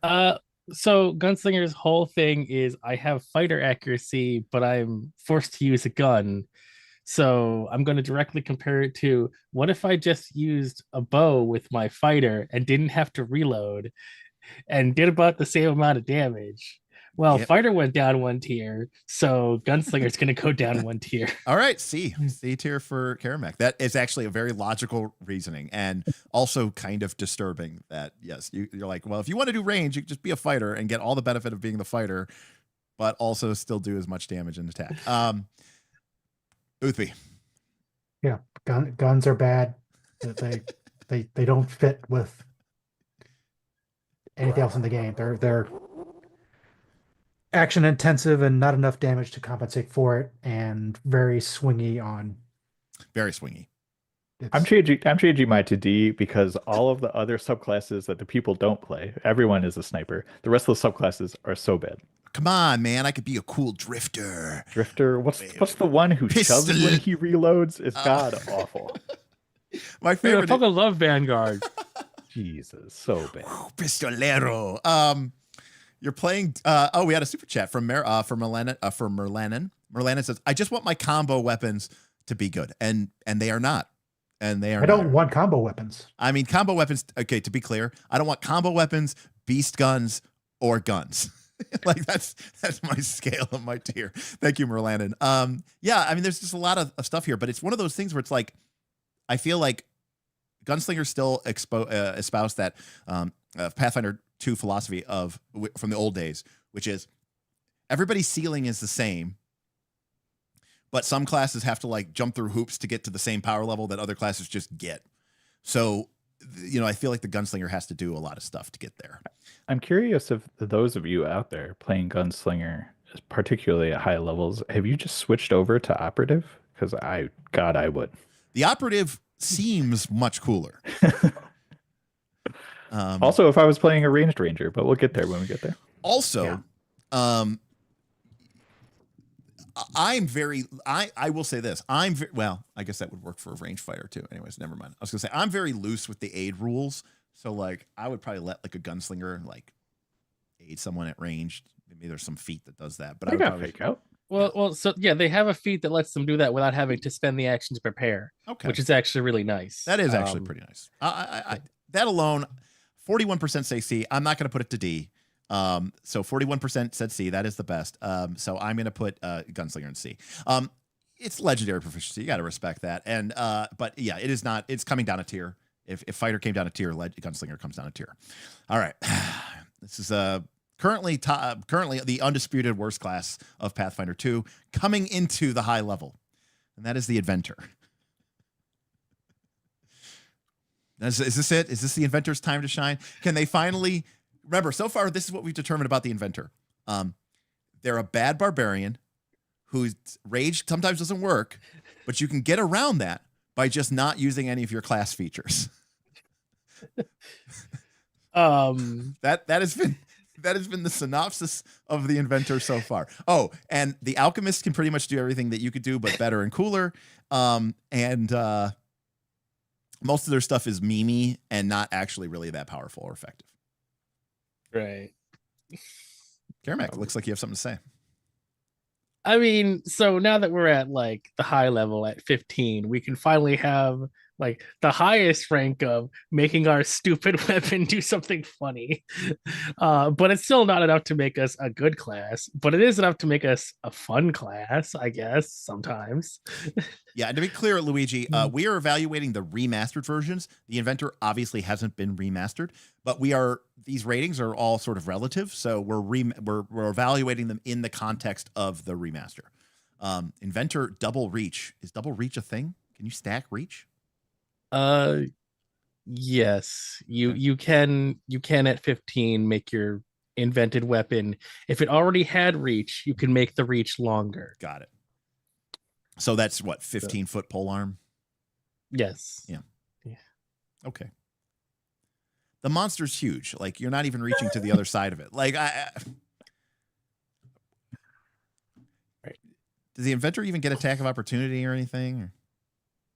I think they have a feat they could take, like most martials. Let me double check though. Is it a martial? Not really. It is, but not. It has martial progression, so like I'm gonna Yeah. lump it in there with the But doesn't not get all the other strength. feats. But not strength is that the key everyone else attribute. Go does. figure. If it counts as a martial, I lied about the Gunslinger. I would rather have them than this. Again, I'm just, again, coming into this, Inventor was we gave it a C. Oh, actually, yeah, they have a weird attack of opportunity. So theirs triggers off a creature in reach using a concentrate action, Yeah. which is completely different than everyone else, because everyone else is manipulate or move or everything else. Right. They you react triggered off off- of people thinking hard. You react by making a distracting explosion. I hate guns and gears. That actually might be the easier way to just describe it. I just hate guns and gears. I saw an Inventor get played at high level. It was not very impressive. It hasn't been changed in the remaster, so I can't imagine that it's gotten any better. I actually played one till level 2, and then the campaign folded, Well, and I wasn't sad about that. all right, chat. Let us know your thoughts. You get to choose from all of the innovations now. Isn't that great, guys? Yeah, there's so many cool options and available to you. Again, did I like flying? Did I like riding to the dungeon in our air-conditioned hover car? Sure, that was fun, But again, it was like for the memes, It wasn't like actually anything that was even remotely effective. I don't know anyone else that's even looked at this class. I mean, I think if you do the class breakdowns of like all seasons of Northern Reaches and Sobi and Northman, and I think Inventor is at the bottom. I'm pretty sure Darth played Inventor in season 2. Okay. Yeah, but he also probably gained 35 levels from GMing. So right, but that was also because Inventor gets crafting automatically progress, and he was using crafting in season 2, and right. Yeah. All right. Let's go around the horn. Jackal, Inventor. D, B, C, A, S, F. I'm saying F because it is bad. It is the worst, and I hate it. All right. That's what we're here for. Hot takes. F. Karamak. I'm going to go with D because I don't hate it, but it's still bad. I mean, I still think it does fun things. It's just not right. But you good. Understand that at certain level you are a troll, and you are just trying to yuck it up and create like silly, stupid things just because you want to see if you could do it. And I respect the hell out of that. But that doesn't make the class good. I mean, it makes no. I just said it's a bad class, but it does fun things here and there. So like, yeah. It's still gonna go in, bottom of the tiers. Boothby. But I want to give it an F, but it does something. So a D. All right. It's not completely broken. All right. So D. Yeah. All right. Chat overwhelmingly gave it a D. I'm going to give it probably like a D plus, but it will put it in D tier just because. What was the F percentage? I'm curious. F wasn't even on there. I didn't think it could go Oh, that low. But wait, but the fact that D was 80% suggests that if there had been an F option, it would have been at least in the teens. So that's pretty good. All right. My second least favorite class in the game, Investigator. And now people are saying that because of the Spell Strike or Sure Strike nerf, that now Investigator meta is here because now the only way to guarantee hits is with frickin' Devise a Stratagem. Investigator. Your high level superheroic god private eye. I mean, level 20 feet. Everyone's a suspect. You are so suspicious of everyone. You meet everyone you meet that you keep mental notes on how to defeat them all, even your own allies. After interacting with a creature for at least 1 minute, which you fucking never do in this game, Jesus Christ, you automatically pursue a lead with that creature as the subject.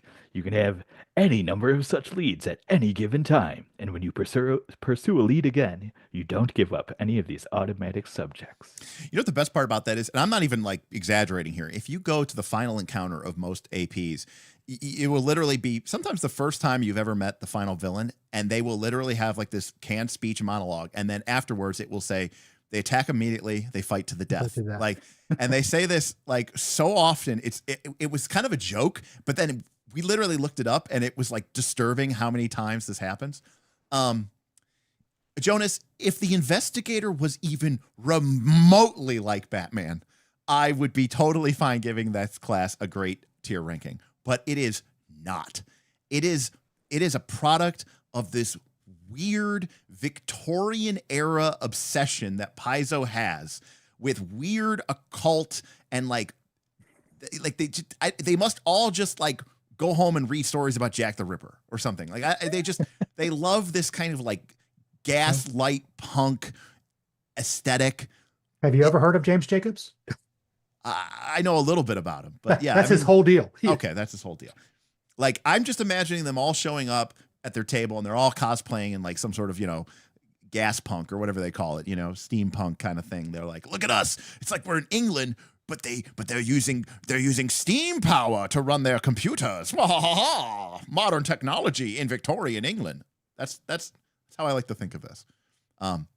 Anyways. Its best class feature incentivizes you to be anything else. How do you mean? You know you're going to hit, so you want to be something else that can hit really hard.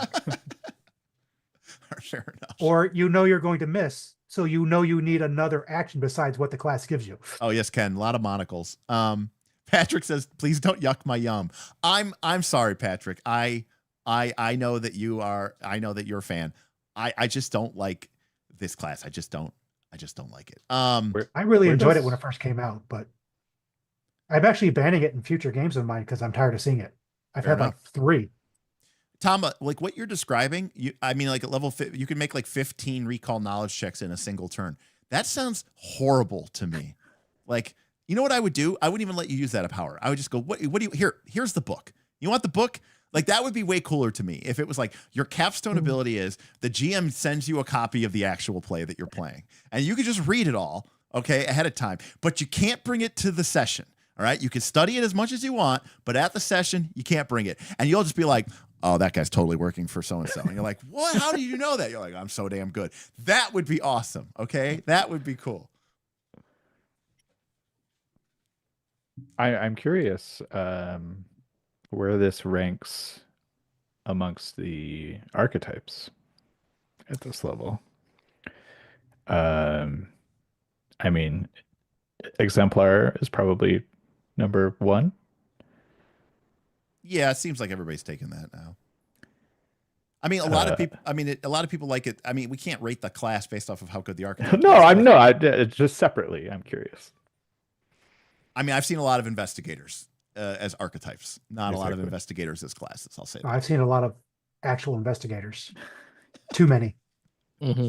Also, I will also say this. Investigator is a great class if your GM is one of those people who's like, I'm obsessed with murder mysteries, and we're going to run this actual play, and it's a murder mystery. And you're like, I hate this shit. I just want to roll a die and be like, there, I solved your stupid riddle. Okay, can we move on to the next fight? In a weird way, Investigator's a great class for people who hate that shit. The best use I found for the Investigator is you have a means of dispensing the 2 pages of backstory that every fight to the death enemy has. Right. So you can just like feed them as, clues. Yeah, like the enemy dies and they're like, we'll never know what they were about. And then like the fighter's like leafing through their journal and they're like, why do we even need you? It's this person wrote down everything in this book. Exactly, JG, the Ranger problem. Exactly. Well, anyways, I'm not going to let my bias yuck people's yum, as was said. At mid levels, we had the Investigator at C tier. What do we like about the Investigator? We'll start with Karamak, and we'll go Booth B. Jackal. What do we want for a grade here? For grade, well, it's still when it hits, does basically sneak attack without needing off guard. So it's probably gonna stick around and see. It has all these weird extra things, but at the end of the day, it's just like roll to see if you get to sneak attack that guy, essentially. It's kind of funny when you bring it down that way. I will counter that whole like, oh, Sure Strike meta is now Investigator meta. Sure Strike was one of the ways to get around the fact that you screwed up your Investigator roll, because when you have 2 fortune effects, you pick which one applies to your roll. So you just go, oh, I rolled low on my devise a stratagem. Well, I cast Sure Strike, and now I decide that Sure Strike applies to this roll, not the devise a stratagem fortune effect, and I'm gonna roll twice again and see what I hit. Yeah. And that's how some of our Maguses and Sobi have been doing it. Is, you know, Got it. they've got the archetype Investigator, and if they roll low on that, they can still Sure Strike and get around it. So they basically get 3 dice. You know, I just want to kind of highlight something here. We haven't had too many tangents here today. We're doing pretty good. One of the things I often say is like, missing sucks. I made a very famous video, missing is not fun, and people are like, no, you need to miss. If you can't miss, what's the point of even playing the game? And then you see people play the game. They're like, okay, I hit on a 4. Also, I'm going to roll my die before the game. And then if I don't like that, I'm going to roll twice and take whichever one. And I'm like, what are we doing here? Like you're hitting every time. Like, what are we talking about?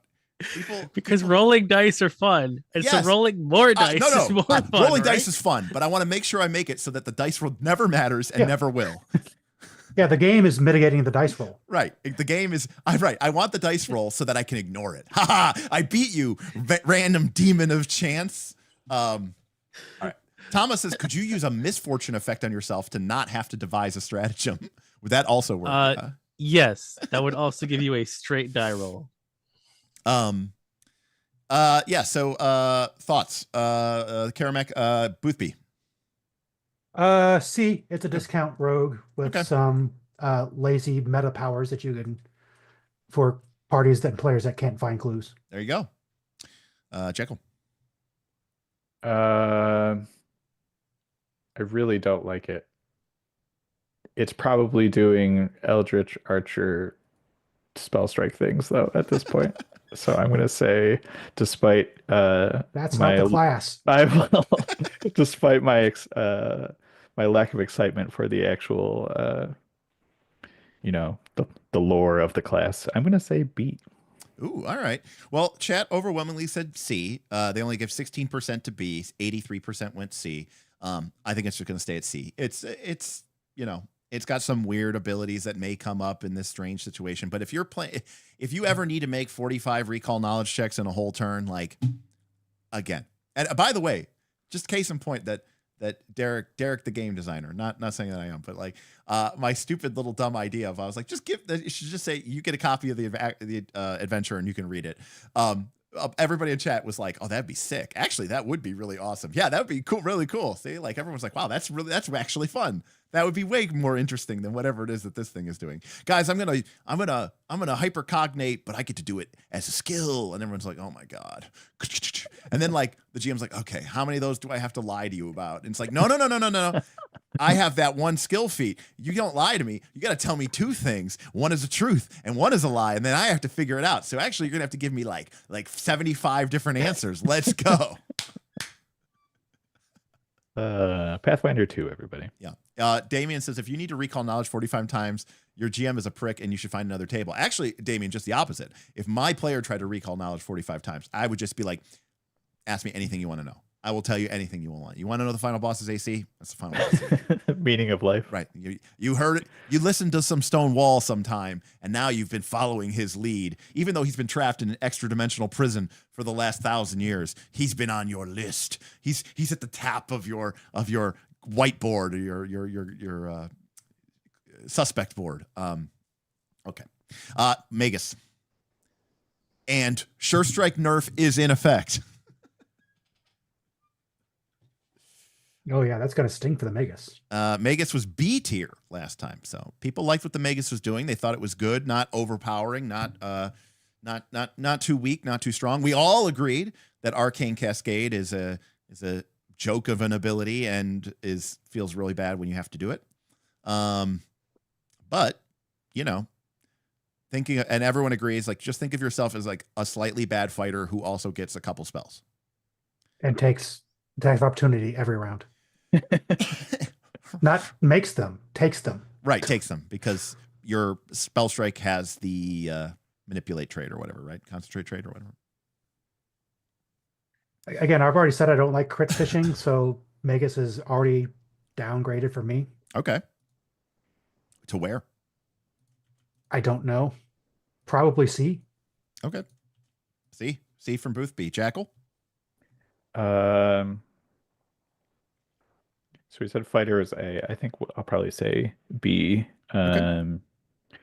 Just because like doing like the whirlwind spell strike on all the things in your reach is pretty fun. Sure. And then you're also probably devising, so you're probably spell striking on crits at this point. How are you guys getting so many archetypes? Devise a stratum is like that's like 2 feats. Saint Jess wants to know where's the F is. So you're saying B? Yes. Booth B C. Karamak. I think it belongs in B because it is just, a marshal who happens to have spells. Yep. And again, you don't need to spell strike all the time. Right. You can just say, I'm going to cast haste on myself. Or actually, at this level, you have the spell slots to say, I'm going to haste the party, and I'm one of the marshals, so my wizard can do something else today in this fight.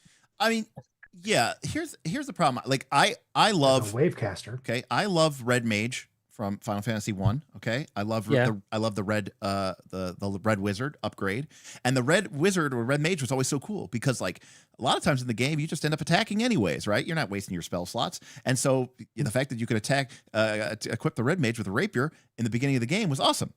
Here's the thing though. Even the Red Mage got more than 4 spell slots. That's where I have the problem. I think, and it's disturbing to me that there are primary casters that only get 2 spells per slot. If the wave casters got 2 spells for every spell level, I think that'd be a lot better. Duncan DT we got a tip coming in. $5. The best version of Magus is a fighter with a magic archetype. That's a C for me. Duncan says that's a C for me. The best version of a Magus is just a fighter with a magic archetype. I mean, if we're talking about not having to spell strike, yeah. And here's how it's messed up. A fighter who, forget free archetype, they just use some of their feats. They use 5 or whatever their feats. They use 5 feats to take, wizard or something. They'll end up with what? 4, like they'll end up with like 2 level 1, 2 level 2s, 2 level 3s, 2 level 4s, 2 level 5s, 2 level 6s, 1 level 7, 1 level 8. Yes, they will end up with more slots than the Magus. Right, and a higher attack bonus. Yes. So they're also casting haste, and then they're also attacking. They're also hasting the party, except that's not one of their 4 spells for the day. It's one of their 16, one of their 16 spells for the day. And then they're attacking with a higher attack bonus and still getting level 18 fighter feats, level 20 fighter feats, level 16 fighter feats. Yep. Yeah, that's why fighter's A and this is lower. I almost fell out of my chair. We do love the fighter. Yeah. So yeah, I mean, Duncan, I mean, I'm completely in agreement with you here. I'm saying C. Fuck him. All right. So that's C from Dennis, C from me, B from Karamak and Jackal. We're gonna go to the chat on this one. It is 42% B, 42% C. All right, if you haven't voted, now's your chance. You get to tip the whole scales of this thing. I completely agree, Oliver. I missed 6th rank casters and 3/4 BAB classes from 1st edition. Very cool. I loved them. Bard was awesome. That was very cool. I love the classes that did that. I also agree that Sunhawk, that the 4E Sword Mage was cooler. But to be fair, the 4E Sword Mage wasn't a DPSer, right? They were a defender, so it did have a different aesthetic to it, Would Wavecasters be acceptable if they got 4/4? I actually think that would actually be worse, because now you're giving them too many high-level spell slots. I like the idea that they have more spells, they're just at the lower levels. Like, if we get to the end of the game, and sure, the Magus doesn't get level 10 or level 9 spells, but they got level 8, which is totally acceptable, and they have less of them, half as many, essentially, as the other main casters, I would be much more happier with that situation. I think the current system... They could have given them the basic spell casting from archetypes, where it's, The fact that somebody who just, I just dabbled in this, and they end up with like way more spells, it's just crazy to me, All right, well, with a couple additional 7 more votes, C has come out as the winner. So Magus goes to C. But I'm also biased. I don't like wave casting. David likes them at B. I mean, look, the fact of the matter is it's very close. You know, I mean, we could easily have gone Magus B, you know, Magus C. You know, I will, you know what? My C is based off of being biased. So I'm going to put it at B just because I have to, you know, respect that. So, so I'm going to change my vote just because. Okay. Monk.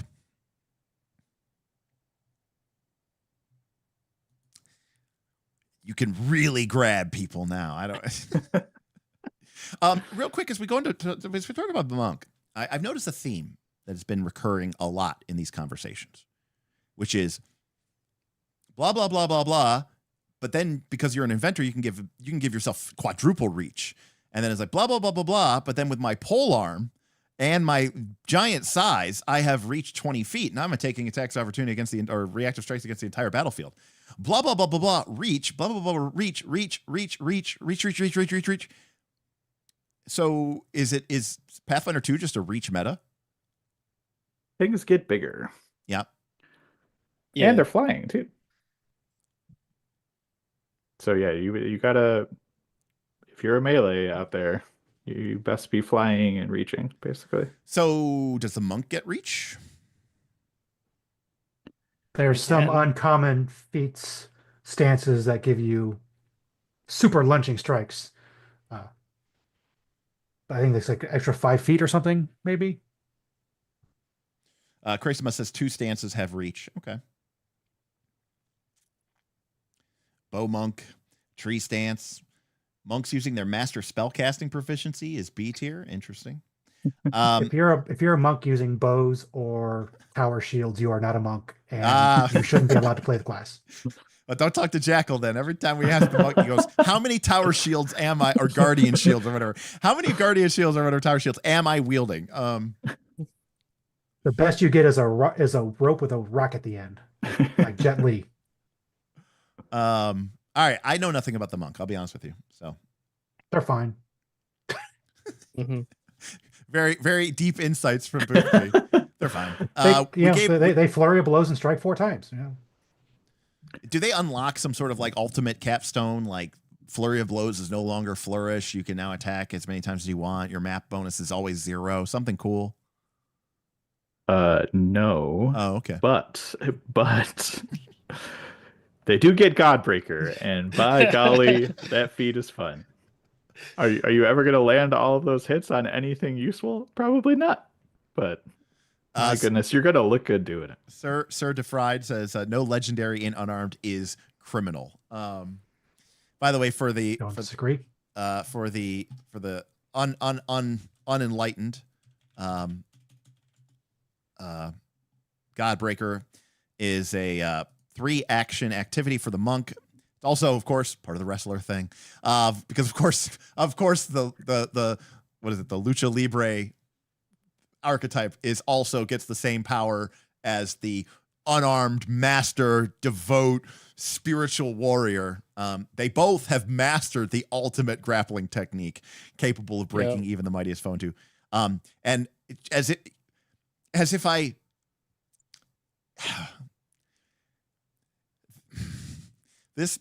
The fact that this thing is just like clearly just like anime of just like hitting somebody up, you know, like there's like perfect lotus, baby. Yeah. You know, that you're punching them and they fly up in the air, and then somehow you're jumping again in the air off of nothing and then punching them again. But at least you're a monk. But explain to me how the wrestler does this. I don't quite get that. In any case, you keep punching them and grabbing them, and then if all 3 strikes are successful, you get to deal your unarmed damage to them plus the falling damage. Oh my god. Wow. You know, saves are solid, movement is solid, your defenses are solid.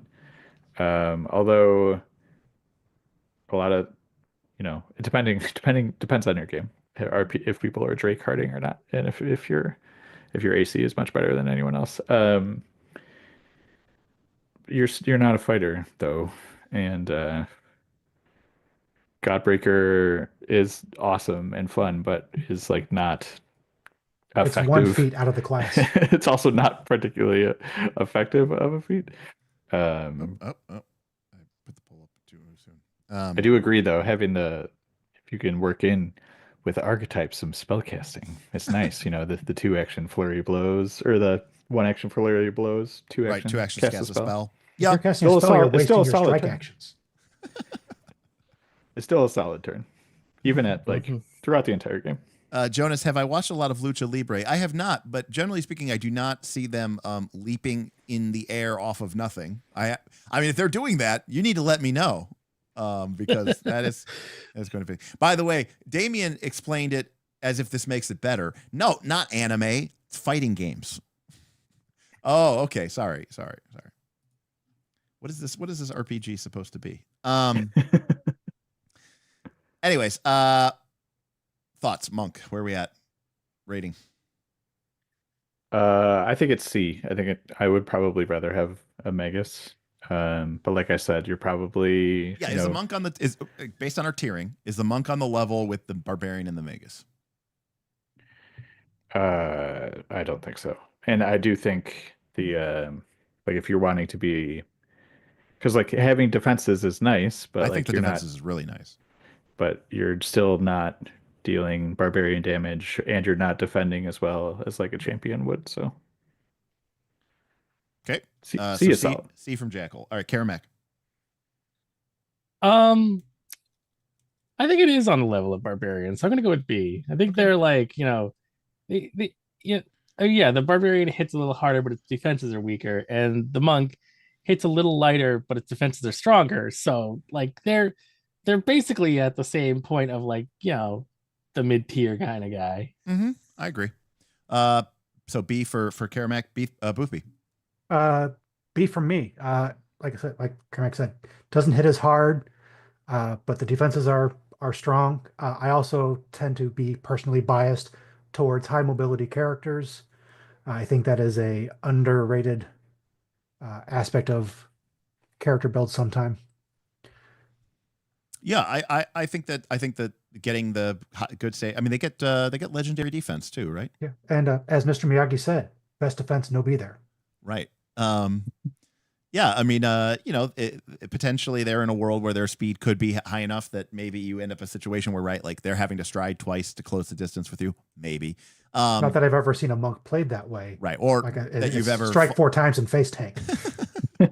But yeah, I mean, I think the monk actually has a lot just from a mechanical perspective of getting, and you can customize and get the high saves that you want. And I like the legendary defense, and the high mobility is, I think, very cool. And there's a lot of, I agree, the damage is not going to be as high, but that they're bringing a different set of abilities, mobility and the like, to the group that may be lacking. 46% of the folks in chat said B, so Monk is going into B tier.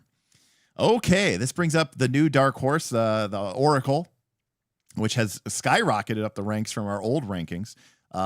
Oracle was at B tier in the mids, and now we're at high tier. So Oracle is now a divine caster, casting their high level spells. Whatever kind of crazy feats or curse abilities that they have are now fully unlocked.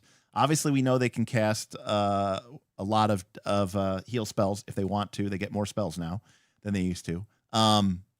Is the Oracle better or worse than it was at mid levels? Does it get something special, or does it have some sort of fundamental problem that kicks in? JG says Oracle gets no new feats whatsoever at higher levels. All right. Yeah, I mean, I think what plagues the Oracle in regular all the other levels is that it's not a cleric. Right.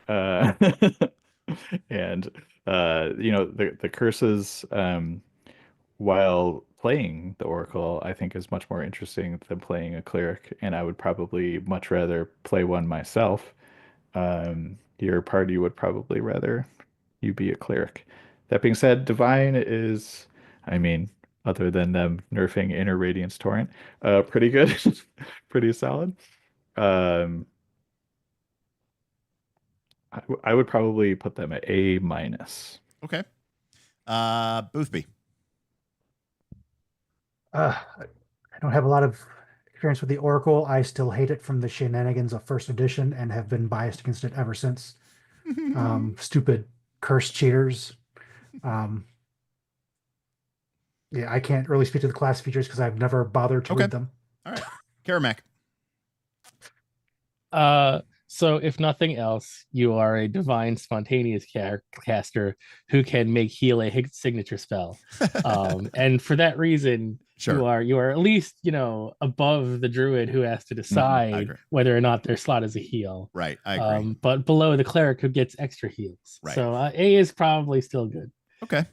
I think A or B is somewhere where I would probably go. I'm probably going to go with B. Just because I feel like, some of these classes really do get some nice power bumps at high level. And, when we talk about like the Ranger and stuff like that, and we'll get to that, but and the Champion is a great example of a class that really feels like it just gets like certain, the certain things just that were holding you back really unlock. And it just feels like the Oracle is kind of just doing what they were doing before, and they were fine. That was, B, high B, and you got to love the access to heal. So I could see A, but I could see B as well. But 56% of the audience said B, 28% said A, 15% said C. So I do think it comes in very solidly at B, which again, it's a class that it does what it does. It's going to be powerful and effective. You're going to probably feel like, hey, cool, I'm casting cool spells. They're having an impact. I feel like I'm doing my thing very well.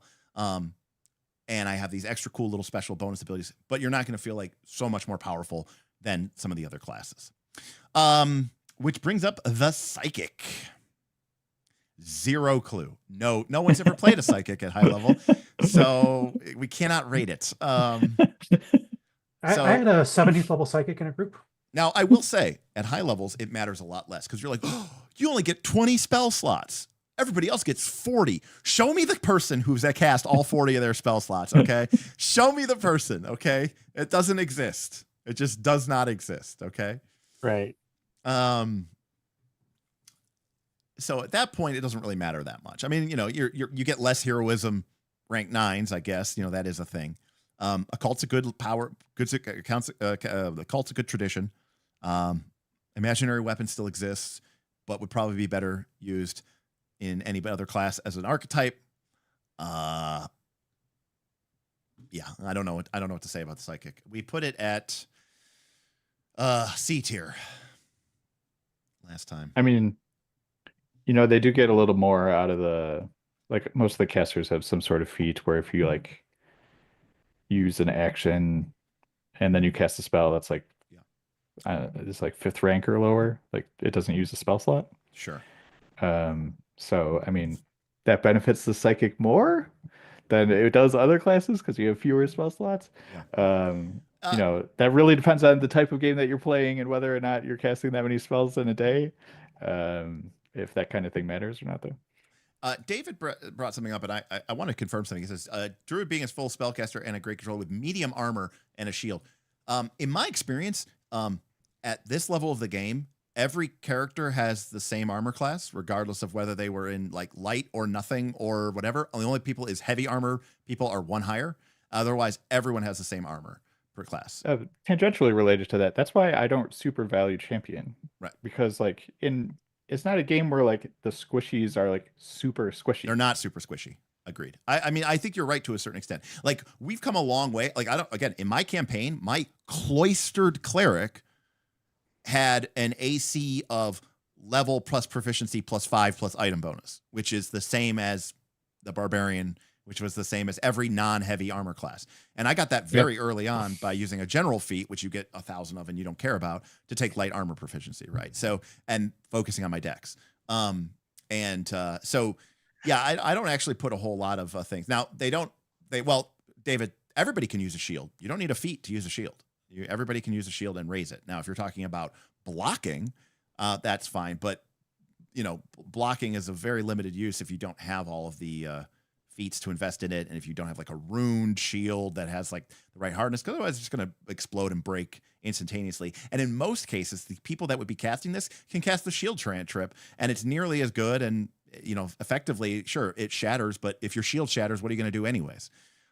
So that's kind of why I don't really care about the shield either, or the shield block feat that the Druid gets.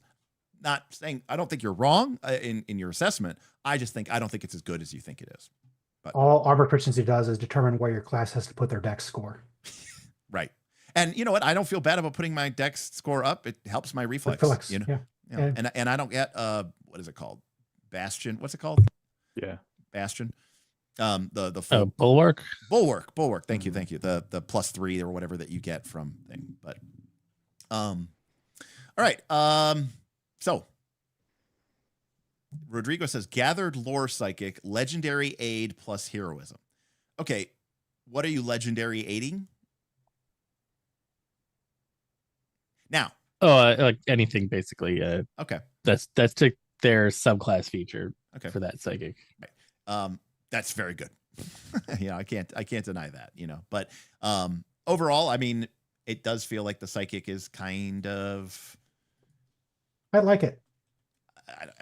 It's now again, AH 2 slots per rank is rough. I don't think it's as rough at high level. You have so many spell slots. You just have so many. I don't like how many do you need? Like it's clearly more than 4, right? Which is what the wave casters get. And it's clearly less than 40, which is what everybody else gets. So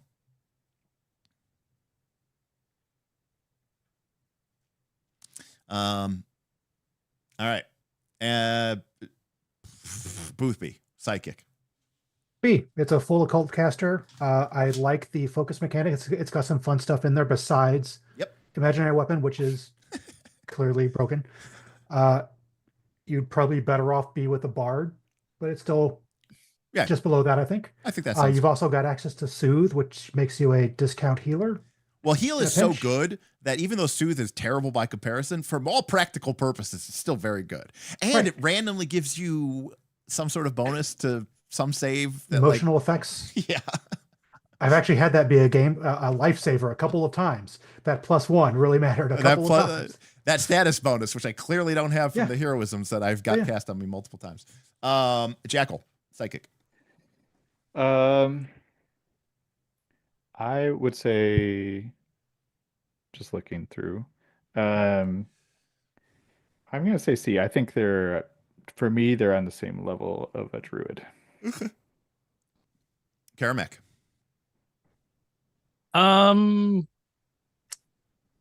I think B is appropriate. They've got less spells than the bard, just like numerically they have less spells, and they have their own gimmicky support things. Yeah. And while they pretend that they want to be a damage caster for what it's worth in this system, they have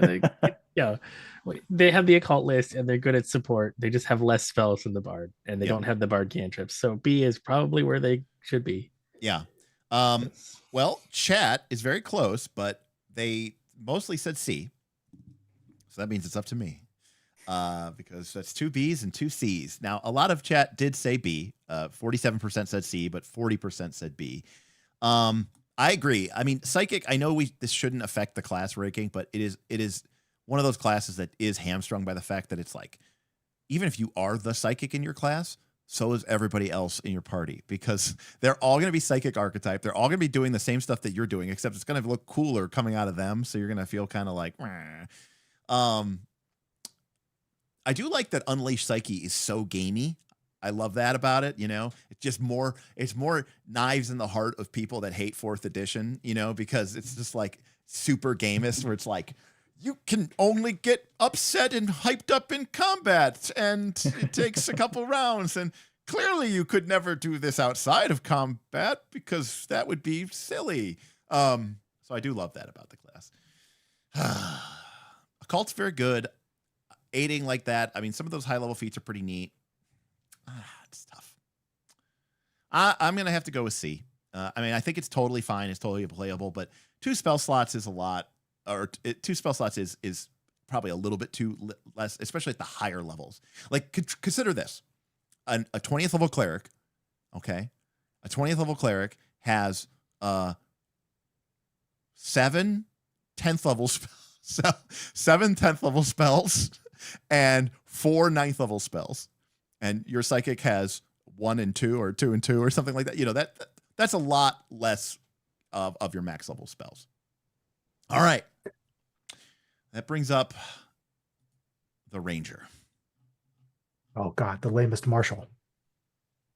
But we made it, guys. We made it. We did it. We've come all this way. We've been shooting our arrows using the difficult terrain on the map. We've been spending so much time every turn, Right. every other turn, focusing, looking really hard at the bad guys. At this point, we have. Oh, by the way, I do want to hype back real quick to the psychic, real quick. Somebody was talking about the things. In my personal opinion, right, int and Ka casters are actually at a disadvantage because those aren't saves. And so, being able to have one of your primary stat be a saves, which is basically wisdom, is pretty good. And on the other hand, Ka casters get bonuses to their diplomacy and all that, which saves your mindless marshals from having to dump stats from other places. Boothby, these are Pathfinder 2 players. They are clearly doing away with any sort of skill-based resolution of social encounters, and they are relying on their role playing, and they're gonna express, and they're better than the dice, and they're gonna tell you what your character says in character, and the GM is going to be so moved by your pathos and your empathy that they are going to be moved to tears, and they'll be like, "Of course, I will give you everything that you want. I don't care that your charisma is 8." Yeah, I bet that really worked in Northman challenges. Yeah, but Northman Challenge didn't have a social encounter either, so it didn't matter. Charisma only mattered for one thing. That was probably scare to death, which got nerfed, so it doesn't matter as much. So I think as far as stats go, I think, and Darth Gorlock was saying this, talking about this a lot in our last stream. If you haven't watched it, you should, because he had a lot of good advice out there. I think what matters more than your skills, but probably less than your saves, is what classes you can archetype into. Since your spell casting proficiency level goes across every tradition now, right? Being able to pick up the other ones. Like back in the day, Sorcerer was even better because it was a charisma caster, and you needed charisma to be able to take up the champion archetype, right? So like it was like, oh, you need this to get that. So it is kind of cool that the psychic is int and charisma, or int or charisma, right? So that is pretty cool. You guys are a lot more archetype happy than any of my groups are. Yeah, most people are. I mean, when you get to that level, I mean, we don't use free archetype. It's just the spellcaster feats. Even like suck. You're looking at it. Like I was for this prep, looking at the spellcaster feats. They're just not all that exciting, right? That's true. I'll tell you this: most of the time, if there was a feat at every level and it said you get an extra spell slot of whatever like rank that equivalent feat would be, I would probably take that like most of the time. Yeah, I would take that. Like I would take that totally. All right, we got a bunch of money coming in for the Ranger.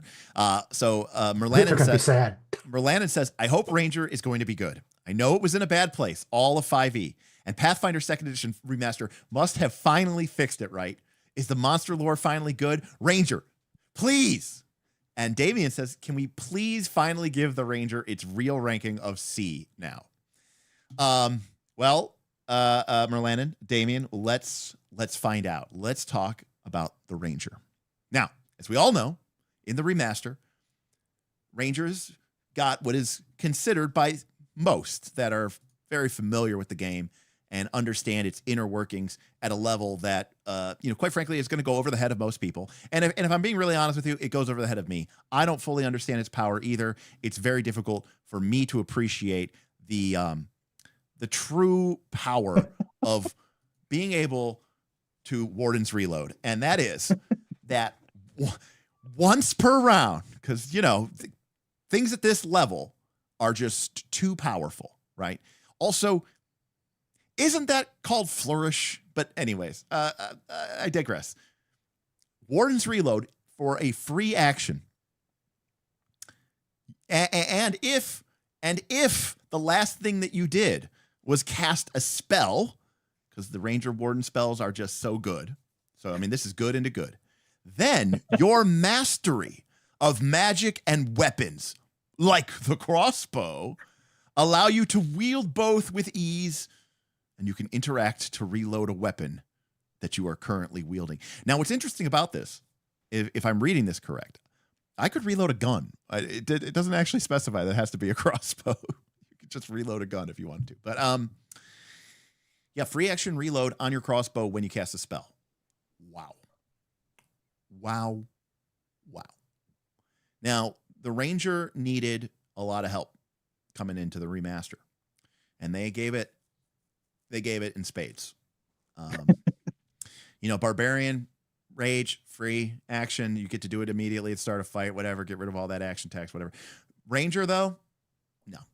But look at the good news. When you cast a spell, you can reload your crossbow once. Baller. I'm curious. What did you guys rate it? What did you rate it last time? Too high, whatever we rate. You don't need to waste an action on Hunt Prey anymore. Level 19. We rated it D. But and I'm not joking now. The thing about the Ranger is, after 9 class feats, finally you have enough things where your hunted shot isn't garbage because your map attack penalty has been super low. You can hunt for free. You can do all this other stuff. So the chains are off the hook. The Ranger is no longer being held down by this action economy, multiple attack, all the rules of Pathfinder 2, basically. It's finally broken free of them. So where's it performing now? In this world where all the stuff that you've taken 5 class feats just to get rid of all the disadvantages so that you can attack twice with a single action.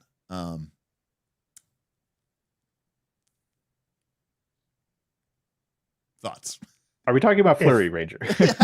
Well, I mean, Outwit's out of the game because that thing doesn't work and it doesn't. So your choices here are Precision or Flurry. Yeah, I mean, I still think you're better if you want to hit things with a sword. You're still better off being a fighter. If you want to shoot something, you're probably better being a gunslinger. Oh, just fighter again for both those answers. But what about Warden spells, guys? What about Warden spells? I could invest a lot of spell slots into making my one crossbow shot. Use one of your fancy archetypes, Druid. Please.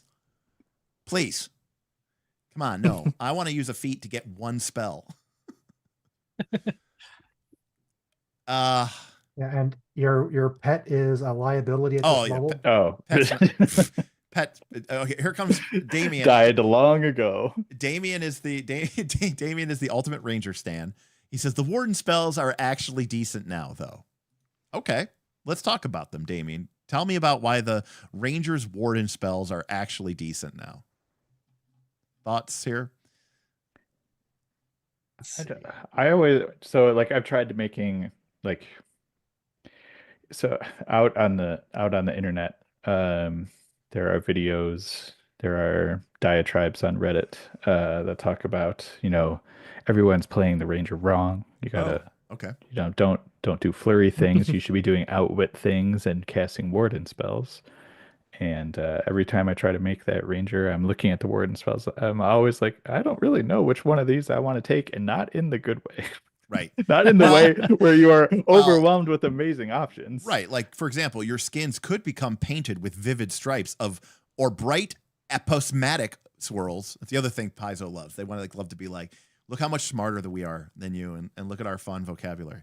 Warning other creatures of your toxic qualities.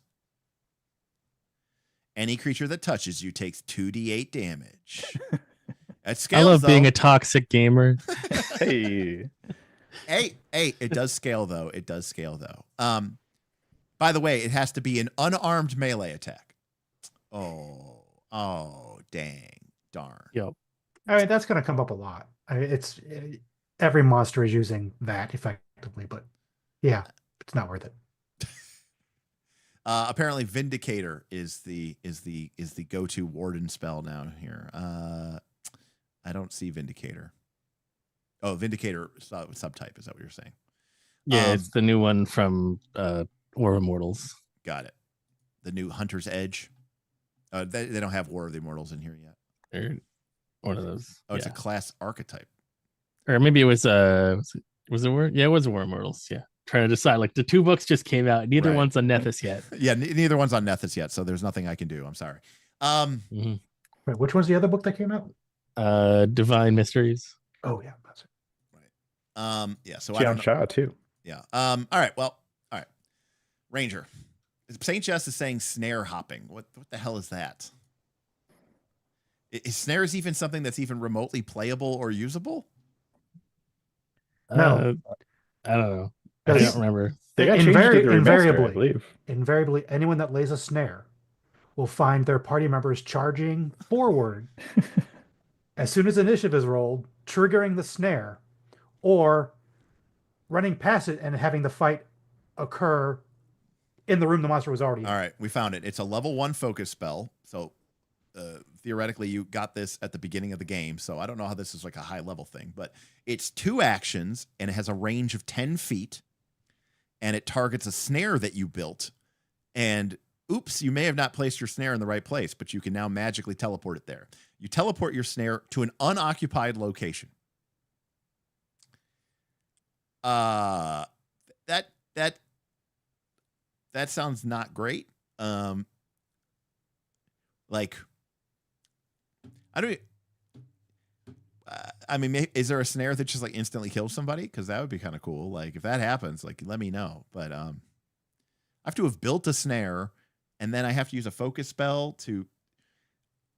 See, here's the problem, Saint Jess. I don't know you, but I'm willing to bet something. You, like most people of taste and good humor, loved playing the assassin from Diablo 2. Okay, or maybe a hunter from WoW. Okay, and the hunter from WoW and the traps from the assassin of Diablo 2 were awesome. Okay, they were awesome, and we've all wanted to live that dream in our TTRPGs, and we haven't, but we still dream. Yep. But we still dream. Yeah, I used to play a trap shadow in Path of Exile. There you go. They were hilarious. I don't know Path of Exile, but yeah. Well, we've said a lot and said nothing. Yeah, I mean, what's there to say? If you really love White Room DPS, you are in love with the Flurry Ranger, and then if you actually play the game, you probably think it's boring. You would have given up on your Flurry Ranger before you got to the level that it looks. Also true. Donnie's in the chat. He says, "Look at these handsome devils." Jumped in the stream to say that y'all are great. Well, thank you, Donnie. We appreciate that. Donnie, you are great. Yeah. So yeah, this is actually our final stream, official stream for the year. For the month, which I guess is the year. This month was special because we had a guest on every single week. We've had 3 straight weeks of Pathfinder 2 streams with a lot of our patrons on. Bob was on, Donnie was on, Ben was on earlier this week. And so it's been a lot of fun for me personally because since the studio ended, I've missed the sort of group and fun kind of back and forth that I get with actually having people I get to talk to. And of course I love talking with people in chat, but it's not quite the same as when, you got a face and a voice. So, all right. Red is saying Martial plus Master Spellcasting, C tier minimum. Master Spellcasting to cast what? These questionably valuable, I guess is the implication you can go take an archetype and get Master class spellcasting from another thing? Is that the idea? That because it has bad spellcasting that now scales to Master, you can go pick up other classes? I mean, I guess that's a thing.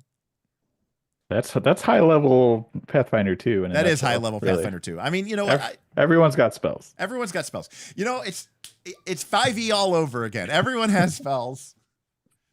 No. Jonas says Ranger is always mechanically a tragedy every game, every edition. Go look at the first edition AD&D Ranger and you will see a badass. I can nerd out about 5th edition Ranger for a second. Sure. So everyone likes to trash it because it has the feats that focus on the exploration pillar, which A, nobody plays, or B, the people love to play it, and then the class feat that you get makes it obsolete, makes you not interact with it. But if you get rid of those, if you don't count those, just having bad things doesn't make the class bad. If the class also has good things, and it has the archery fighting stance, it has the ability to cast spells. Pass Without Trace is one of the best spells in 5e. You can also do Good Berry, conjure animals. Solid. So the 5e Ranger was actually good. So let me take a step back to Pathfinder 1, and even a step back from that to 3rd edition D&D. Two of my favorite classes in the 3rd edition D&D were Paladin and Ranger, because I loved the hybrids. I loved the classes that were +1 per level BAB progression, aka they were just the same level as a Barbarian and Fighter, but they got this slightly delayed, but it used their own spell list. So like when they got the spells, like a Ranger 2 spell would be like a Druid 3 or like a Druid 4. They didn't get all the spells, but they ended up getting a fair number of spells. They got 4 levels of spells, and a Paladin 4 spell or a Ranger 4 spell was actually pretty cool and actually pretty powerful. It wasn't just like a Druid 4; it was more like a Druid 6 or a Druid 7. I loved those classes as casters, or as hybrid casters. 4th edition D&D got rid of the people. People are very torn about this, and they're all just like, I don't want spell casting in my Ranger, and Pathfinder 2 kind of like added Warden stuff later, and it was kind of like it's an optional thing that like you could get it but not really. I don't like the fully martial Ranger. I like the magical wilderness warrior. That's what I like, far more than anything. And so while the Pathfinder has this kind of Warden spell thing, it is not in any stretch of the imagination what I want out of a Ranger. And you're right, Damien. They both could spam Cure Light Wounds wands. That's right, because it appeared on their spell list, which means they could use it right from the get-go, which is also grade A 3rd edition playing right there. So very cool. And Rin says, my favorite 5e classes are Ranger and Paladin. Spike Growth is heavily shined on, shining in BG3. I love Spike Growth. Spike Growth is one of my favorite spells of all time, along with Entangle, which is another old school OP spell. Mm-hmm. So, my bias for the Ranger is that, in my personal opinion, in Pathfinder 2, it's just another damage dealer. And it's not a great one. Yeah, and it's not a great one. And it's, yeah, sure. Like if you do all the cool things and you do all the things, like you'll be able to put out some deeps, I'm sure. Karamak, I want to hear from you. Well, yeah, it's another damage dealer, but I think is it worse or better than the Barbarian and the Monk? I think it's probably going to still be on the same level, and that's going to put it at B. Like, yep, okay, because if you're flurrying, well, you're your flurry ranger, flurry of blows. If you're a precision ranger, well, it's like Barbarian's extra damage. Like you have the option to be one or the other. So you get a Barbarian in your party, be the flurry. If you got a Monk in your party, be the precision. Yeah, whatever. Yeah. Especially since we're looking at high level, shared prey, you can just hand the other marshal like the basic version of your Hunter's Edge and be like, all right, Mr. Monk, you get my map bonus on your flurry of blows as well. So now your 4 attacks are only at like -6 at most. Well, the crazy thing about the fantasy of the Ranger is like, if you ask like the average like know nothing nerd, like, okay, here's Aragorn, here's Legolas, which one's the Ranger? They would probably say, Legolas is the Ranger because he's the elf with the bow. And it's like, no, Aragorn is the Ranger. Legolas is a fighter. Gimli is a fighter. Like Boromir was a fighter. Like everybody in that fucking party was a fighter. Okay. And very famously in the book, right, Aragorn has the ability, the 1st edition Ranger is based off of Aragorn, right? Like, for example, randomly in 1st edition AD&D, Rangers have the ability to use certain magical items that normally only wizards can use. One of them is crystal balls. So now you're like, well, what the fuck? Because it's a Palantir. It's literally, supposed to be that. And you're like, well, why is the Ranger a spellcaster? Because at the end of the book, which they kind of skipped over in the movie, but not if you watch the extended version, right? Aragorn goes into the houses of the healing and he's laying his hands on people and actually healing them like magically, with like his healing touch. So, yeah, like to me, Paladin. Yeah, there's even kind of an element there of Paladin for sure. But my point is that Aragorn should be our model for Ranger, not whatever weird. And again, we've talked about this before. I don't know where the bow came from or the dual wielding thing, which I attribute to Dritz Duerden, who got that from being a fighter. So,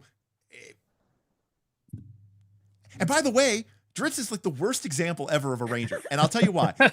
No, because they used him as the model for all future Rangers, but it is fundamentally flawed in 2 very important ways. One, he dual wields because he spent like 50 years, because he's a drow, like training at Melee Magger 3 in Menza Baranzan and like learning to be this ultimate badass, you know, a fighter. And then he's got a really cool animal companion that isn't an animal companion. It's a fucking figurine of wondrous figurine of power or whatever that is a magic item. So no, he doesn't even have a magic. He doesn't even have an animal companion. It's a magic item. A fighter I'm curious. who dual wields, who has a figurine of wondrous power, is Dritz. So I agree with you that Okay. Ranger probably does not need to be a class. And you had talked, I believe, in the first stream about it being a class archetype. What if you had to assign it to a class or certain classes to be a class archetype of? What do you think is the best one? Because you could posit fighter, and he's just the nature fighter. Is this a class archetype or is it an archetype? Let's say class archetype. Yeah, no, you could do fighter, you could do rogue. It could be the skilled nature guy, or you could do druid, and it could be the fighty druid. Yeah, I mean, I think ultimately, I think I would be more of an archetype of class archetype fighter, because the fundamental concept, and again, I'm biased here because of the original source material of Tolkien and first edition AD&D, which obviously was typed for Tolkien. Ranger was not a class. Ranger was a title which was given to these defenders, right? The Rangers were the Dunedain. They were the leftover Númenóreans who defended the fallen realm of Arnor against the forces of Sauron and the realm of Angmar. So the Ranger was first and foremost a warrior. But rather than fight in battles, okay, they fought in the woods. They fought in the fields and the plains, and they were a small skirmish force. They didn't, join up in, mass combat like other warriors might. So for me, they are a fighter who has these additional, things that they do that make them proficient in survival and traveling overland and avoiding notice, and get some of these kind of more stealthy wilderness type skills sets. That's how I would say. Did other Dunedain have magical powers? Not exactly, but like other Dunedain did live for a long time. They were blessed by the Valar. So like while they weren't necessarily like the heir of Gondor and had like the complete blessing of the line of Isildur, they were definitely like, a cut above other people. So like in the legendarium of Tolkien, like Ranger means Dunedain means from a, broken ancestry, basically. So yeah. All right. The chat said C 50%. So Derek, what you're saying is that Ranger shouldn't be an archetype; it should be a versatile heritage. There we go. Oh, there we go. Yes. In Tolkien's world, in a D&D sense, I like the idea of this wilderness warrior who is so dedicated to the wilderness that the magical power, similar to a paladin who gains this divine font of energy to cast spells because of their devotion to this cause, the Ranger's devotion to the wilderness bestows upon them. I can't even think of champion the last archetype. time. I can't even think of the last time I saw primal champion. I can't even think of the last time I saw a Ranger that had any kind of like sense of devotion to the wilds. Maybe somebody from the Jagged Pine Pack, but other than that, I can't think of anything. All right, so chat overwhelmingly said C, and 23% said B, and 23% said D. So it's like literally straight in the middle on the C. So it's really going to come down to you guys' votes. So, Dennis, I'm gonna vote B, just because they get the free hunt prey. Yep. They you're archetyping into some spellcaster, and you have master. So, Karamek. I'm gonna go B because buddies with the barbarian and the monk. B class marshals got to stick together. There you go. Boothby. C. I would take barbarian monk over a ranger any day. I think if you go ranger, you're going to be sadder than those classes. Flurry is overrated. You've spent 17 levels to be as good as a fighter's second attack. You can share your hunt prey bonuses, but that means that your party members have to be paying attention and remember them, which they're not going to do. And your pet is a liability. Right. So, although I will say, as I run, primarily adventure paths, they have started to address some of the spiky difficulty with some of the adventure paths that may give pets a little more viability in later levels. I don't know that I don't know if that's the case yet. So for me, it's very simple. I mean, yes, it may have taken a long time to do that. And yes, you may now just be performing at the level of the other marshals or even the fighter, but that is saying something. Being able to get rid of your primary action tax is a huge thing for me. And so I'm going to put the Ranger at B. And since that's 3 Bs to 2 Cs, that puts the Ranger at B. And honestly, I think I'd rather have a Ranger than a Gunslinger. So, Yeah. So I mean, that 100%. feels right to me in that respect. And I'd rather have a Gunslinger than an Inventor. So that also feels right to me.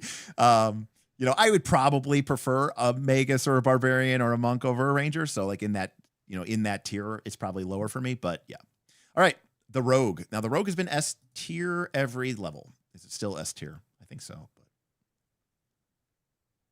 maybe not. Oh, Karamak. It probably is still S tier because while the fighter lost a little bit because everybody's kind of catching up now, the rogue still does what the rogue does. And the rogue didn't lose anything just because everybody caught up, because they didn't catch up. They were already at the same number as the rogue. The rogue just does all these other things. Yeah, Rogue is still pretty good. Obviously, too, and not that it doesn't matter a ton, but the Rogue is obviously going to have a ton of stuff at Legendary, way more than other people, and that can matter for aiding and for some of these really ultra high DCs. And like you get to a point in the game where like the game math kind of assumes that you have Master, so like having so many things at Legendary kind of is like you kind of auto pass certain skill DCs, which is at least something. And then at the very highest levels, I don't know how any good of any of this is, like Hidden Paragon and Possible Striker, Extra Dimensional Slash, et cetera, but I got to imagine it's somewhat good. The Rogue, one of my 5e preferring players still says the Rogue is the favorite character she's ever played, so that's got to make it S tier for me. All right, fair enough. I mean, Impossible Striker is just you no longer need off guard. You just sneak attack all the time. Right. So that's probably the best of the 20 feats there. Yeah, you always strike. Yeah, and it's so easy to get things off guard at this level. Yeah. Right. You don't even need that feat, really. You're basically that's no longer immune. you're no longer sad if something has all round vision, is what it means. Right. Yeah. Right. But yeah, the Rogue in my group is a ranged rogue, so better than a Ranger. Yeah, and the tier before that, Powerful Sneak, ignores any immunity or resistance to precision damage. Right. So that now that other drawback isn't a drawback anymore. Yeah. Right. So yeah, I mean it still seems pretty goated to me. So Yeah, that's I'm just gonna say plus the skills. Yeah, right. And I think that actually it does. I normally shit on skills in Pathfinder 2, but having that many skills and being able to get that many things to Legendary for purposes of skill feats that require those really high tiers like Master and Legendary, like the Rogue can really kind of max. Not that most of them are any good, but some of them are though, and you can. Some of them are, and you've got them, and the Rogue gets them. Right. That's the key thing. Right. Yeah. Right. Everyone's crawling around. Right. And also like you could just have the fun ones too, because you have enough to have the good ones, and then you can also have the not as good but still fun ones. I love the Karamak angle. He's like, yes, you could be great and then not feel bad when you take the absolutely dumb, ridiculous one. Yep. That's also why I put Investigator at B, by the way, back then. More skills. St. Jess is my favorite person in chat right now. St. Jess is your favorite person? Yeah. You know your game, man. Yeah. All right. So handful more to go. Sorcerer. Sorcerer has been taken down a notch. It was A. We used to think it was S tier. We brought it down to A tier in mid. And now we're at high level. And the Sorcerer can be any, thing. But the days of greater cross-blooded evolution are behind us, along with cross-blooded evolution. So their ultimate flexibility is somewhat diminished. They do have access to all of those skills, but the bloodline abilities aren't really that good. But they do get any tradition spontaneous casting 4 slots per level. And that's basically what the class is. Yeah, that's their stick. They get They get effortless concentration at 16 because it might as well be a class feature. And then, you know, I don't know if there's any sort of penultimate awesome sorcerer feats that come into play at high level that I don't know about. But I mean, Bob was 1 all the way to 20, and I don't even remember what he took. Magic missile, force barrage. You know, I mean, yeah, you're not taking. He probably took greater crossbow evolution, but now it's not that very good. A lot of meta magics that are still up here, which aren't even that great. Yeah, I don't know. They really like bloodlines. And Honestly, sorcerer. They don't do anything important. Yeah, they like bloodlines a lot, and they don't do anything. I mean, I would probably just take bloodline perfection and pick it up an additional 10th rank spell at feat 20.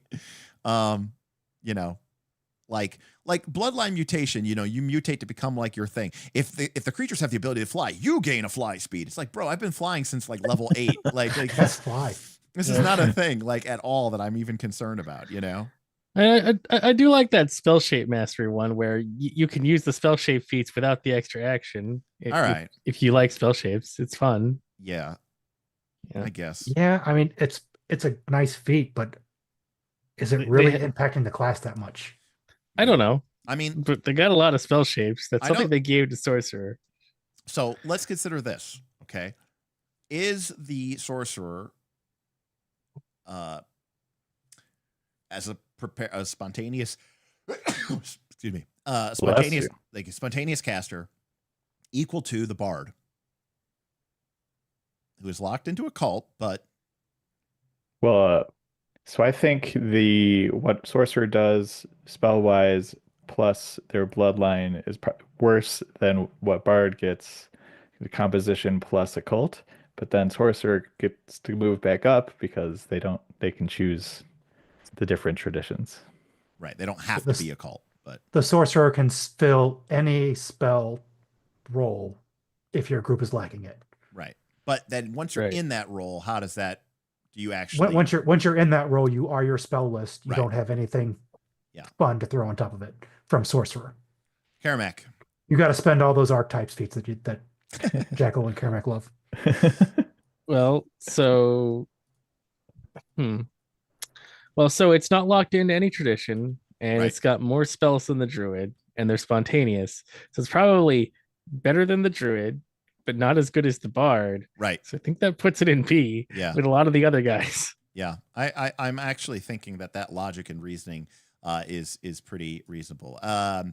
Christoph says, isn't Imperial Bloodline busted? Well, Smith was an Imperial Bloodline, although we only got to level 11 or 12, so I don't exactly 100% remember what Imperial gets, but I know they get like the one thing that lets them like pick any skill and it becomes trained or something. Ancestral Memories. 1 action focus spell. You either get a +1 status bonus to the next spell attack roll you make before the end of turn, or an enemy takes a -1 status penalty to the next saving throw that they attempt against a spell before you cast. It does increase to -3. Okay. +3 or -3. Yeah, Remaster must have changed this because this is very different. Because this used to give you like a bonus to skills. So this is a focus spell to give you a +3 status bonus, which you don't really care because it's only to spell attacks, and you'd probably have that from heroism. But giving the enemy... No, because you're supposed to cast on the fighter. But giving an you enemy... yelled at me about casting it on the wizard. Yeah, but you can't. It can only cast it on yourself. Oh, right. You're casting on the sorcerer. But giving the enemy a no-save 60-foot -3 status penalty to the next saving throw they attempt against a spell you specifically cast before the end of turn is pretty powerful. Yeah, it's a good focus spell. It's a good focus spell. It's one out of the entire class. Well, yeah, it's 1 action. It's no save. That's the other thing. It's like if something's 1 action, it should also involve no save or attack roll because it should just be quick. It should be quick. You get extend blood magic. I don't care about that. And then arcane countermeasures. You reduce a spell's rank by 1. This has to do with countering spells. Okay, we don't care about that. Counteract checks. Yeah, Damien. Yes, it makes slow better. Yeah, you do the ancestral memories and then cast slow. In fact, actually, what you probably do is you cast it on 1 enemy and then you cast mass target slow, and then that 1 enemy gets fucked. All right. Well, looks like chat is done voting. They are 45% A. Well, no, 47% A, 47% B. So that's going to come down to what we think. So real quick, lightning round. Let's go. Sorcerer. Does it stay A or does it drop B? A. A. Karamak? B. Booth B. B. I'm gonna have to go B. The Dun dun dun. dun dun dun. Yeah, losing, Which is still good. which is Still- that's where we still want great. classes to be. Sorcerer was too good before with with Crossblood Evolution. All right, Summoner, another class I hate. We're gonna speed this up a little bit. It was D last time, so the real question is it still D? No, because you get to be 2 guys. You can always to- be 2 guys. Well, no, but but you you can get to be 2 be of the 2 good one. Good guys. 2 All right. useful characters now. Okay, got it. You have enough stuff now that both of you are useful. You still only get technically 4 spells per day, but it is what it is. But you can cast a lot of cantrips and focus spells that'll make your other thing operate almost as good as a fighter. Yeah, you're a less flexible fighter. Yes. With 4 spell slots. But there's 2 of you. Right. Which is Double- oftentimes a liability. Yeah. Which means you get the worst save out of all the AoEs that are now going on. All right. Well, it's clearly better than D. So do we just put it at C? Is Summoner as good as a Psychic? God, I think Psychic is underrated though, but I think C is good for a Summoner. It's Twin Eidolon is pretty good at 20. Yeah, that's the one. Yeah. Yeah. Again, So it's if one we're feat talking- out of the if we- entire I know. class. Well, This is that's high not level. We're talking high level. Right. We are talking high level. If we're playing at level 20, I mean, I'd probably rather have 2 plant monsters over. When you manifest Definitely, its items, definitely over. you a ranger. transform yourself into a duplicate until it unmanifests. So if your Eidolon was 0.75 of a fighter, now you get 2 0.75s of a fighter. You have 1.5 of a fighter with 1 character. So in terms of fighter equivalent units, FEUs, you get 1.5 FEUs. Wait, if we're 50% more fighter, then shouldn't we be S tier? I mean, by that logic and reasoning, I mean, You high still- level still is share a more map, than don't you? just level 20. But Okay. now, granted, Yeah. I do agree. I talked about this last week, Sir Fide, which is summoners don't summon things. So it is actually a terribly named class, and it's actually horrible. I don't think it's busted, but I do think it's better than C. So I've seen high level summoners do crazy, ridiculous things. So Yep. I've seen that.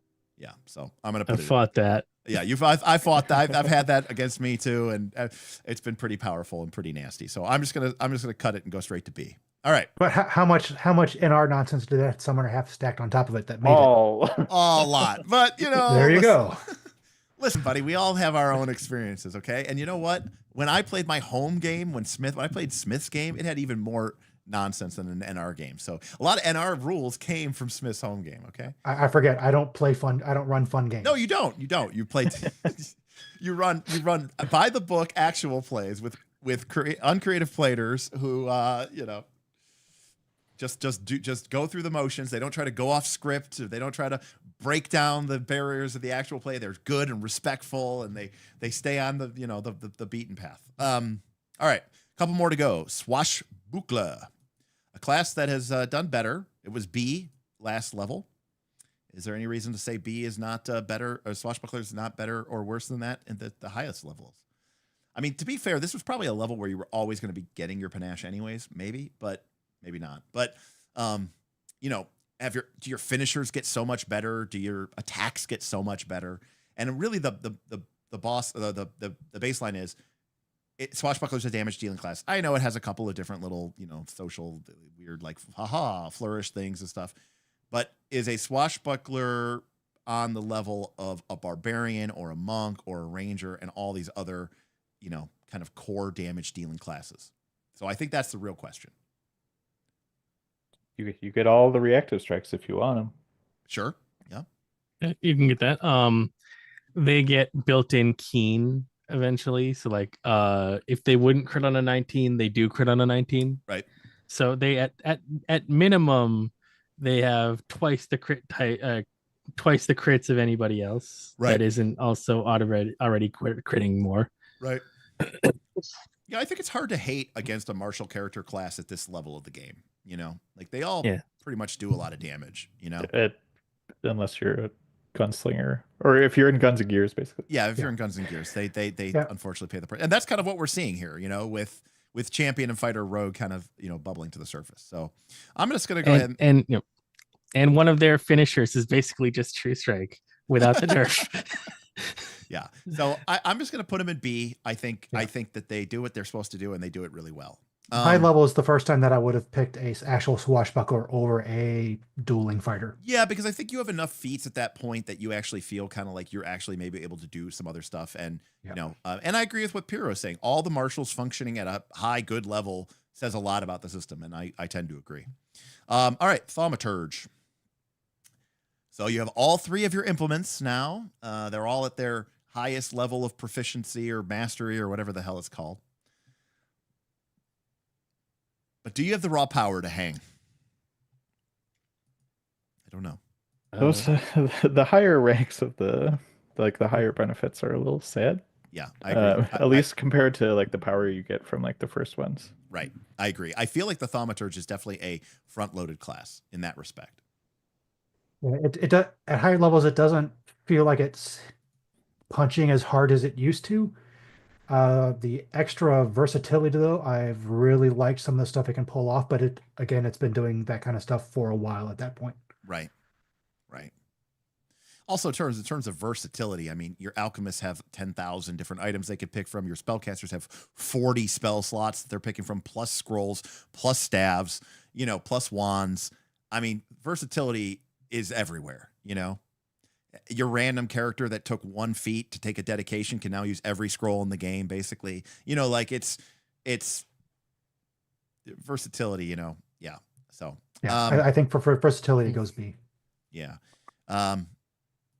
I don't know. I think it's less than that, but we'll actually do a poll and we'll go around and we'll actually get votes because it sounds like there's a lot of debate on this. All right, so we're gonna go Thom. We're gonna go A or B or C.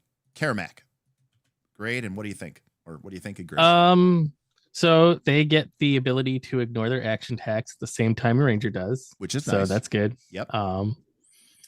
And they got some fun things. They've got one that's basically whirlwind attack with 30 feet range, because they just decide to throw their weapon and hit everybody because it's funny. So it's the Darth Vader lightsaber thing. Yeah, exactly. They got that at like 18. So, I mean, that's Barbarian's whirlwind attack, but you throw the thing. Yep. So I mean, they're on par with the Ranger and the Barbarian there. They've still got their, exploit any weakness, whatever. Yep. So I mean, I'm gonna put them in B with all the other guys because they're still doing what a marshal does. Yeah. And in their own way. Yeah, I agree. All right. Booth B. And Yeah, I say B. Like I said, versatility, I rate that. They're not hitting as hard, but I think the weird stuff they do makes up for it. Jackal. Yeah, B, and they're also helping their buddies hit hard too. Yeah, I agree. Right. There's a support element here, and I think being able to do the esoteric lore and get all those extra bonuses from that is also very important. Being able to just quickly identify what high level monster, what vulnerability we should go after. I think that Usually means, a fat weekend. yeah, there's usually a good weakness that you can hit up. The chat overwhelmingly says B. I say B. That's 5 Bs for the Thaumaturge. Boom. A lot of Bs coming across. All right, 3 classes to go. The Witch and the Wizard. We can actually kind of do these at the same time. So in the mid levels, we gave the Witch S tier because everybody was so hyped up about the resentment and the improvements to the Witch and the power of their 1-action cantrips and the resentment and the fact that they could pick their, different traditions and the resentment. And, so there was this, there's definitely a repetitive thing there. However, the Wizard was all the way down at C tier at mid levels because we were basically just like, it's locked into one tradition, arcane. Its feats are lackluster at best. They got rid of the cool school things and replaced them with arguably worse things. They have a bunch of subclasses that basically amount to basically letting you, I don't know, get 1 extra higher level spells in exchange for all of your other low level spells. They can't heal at all. And they're in. Mm-hmm. Are we basing Witch on resentment again? I don't listen. This is a new group, you know. No. Now Charisma says soothe. Well, soothe is for a cult, and the witch could take a cult, but the wizard cannot take a cult. Soothe is not arcane; it is only a cult. So the wizard cannot heal. The witch could if they took a cult. I have to downgrade Witch just because its best class feature is tied to a low hit point, easy to hit target. Wojo tipped Wojo, $5. tip Just $5. finished my PF2 game. Looking forward to catching the VOD. Loving all the guest episodes.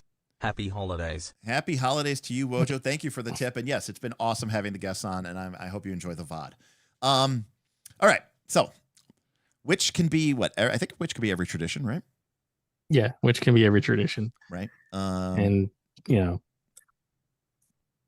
it is based on their patrons. So, like, if you are resentment, you are a cult. Right. There's no getting around that. Which we seem to indicate is not a bad thing, you know. Right. Because a cult is definitely strong. Yeah. You know, despite not having heal, it's still good.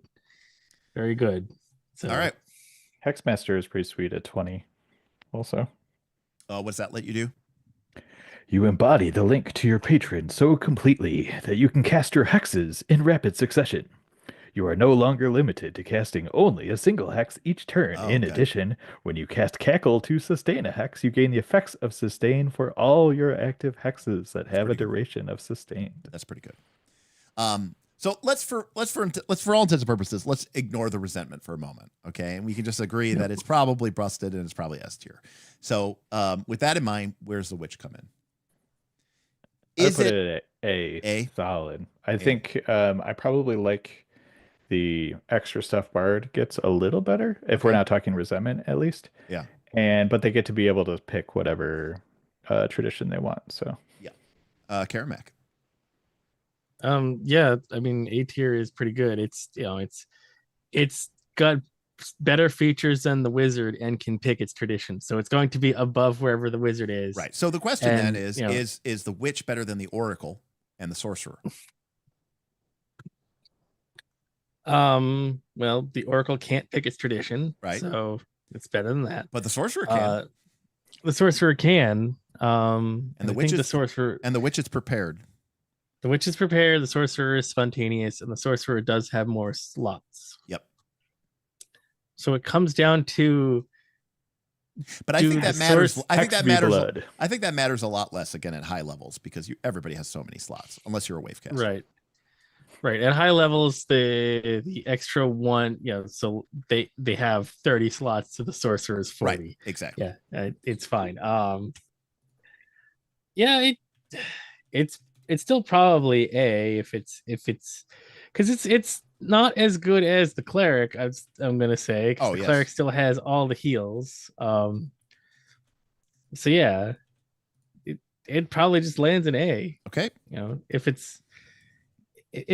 everybody's not, you know, up on the fucking resentment hype train for it's one subclass out of the entire thing, right, is a little offline, and that's, you know, if we go by the average, A is still really where it should be. All right, I agree. Boothby. I say B. Again, I am hesitant because of the best abilities being tied to a familiar, which is low hit points. I'm 3 sessions into a AP, and I've already knocked a witch's familiar down twice. I have previously had a familiar that was so riddled with curses and diseases the player killed it himself. So you know what? I gotta say something. Stock in familiars. If the GM is throwing attacks at my familiar, I'm almost kind of like, okay, like this. You're like I'm a champion now too, huh? Like I'm a. Yeah, exactly. Yeah, I have used attack as opportunity on familiars, so yeah. Yeah. All right. Well, 80% of the group says A, as 80% says A, and I'm inclined to say A as well. I think they get they have all the cool stuff that a wizard has, but they get all of the flexibility, and they get all these really, really interesting things. They did a lot of combining, and they gave them a lot of high level abilities. I love hexing. I love the one action cantrips to be able to do things. I think they're really powerful. So that leaves us with our boy, the wizard. All right. So I think the wizard personally is at the same level as the druid.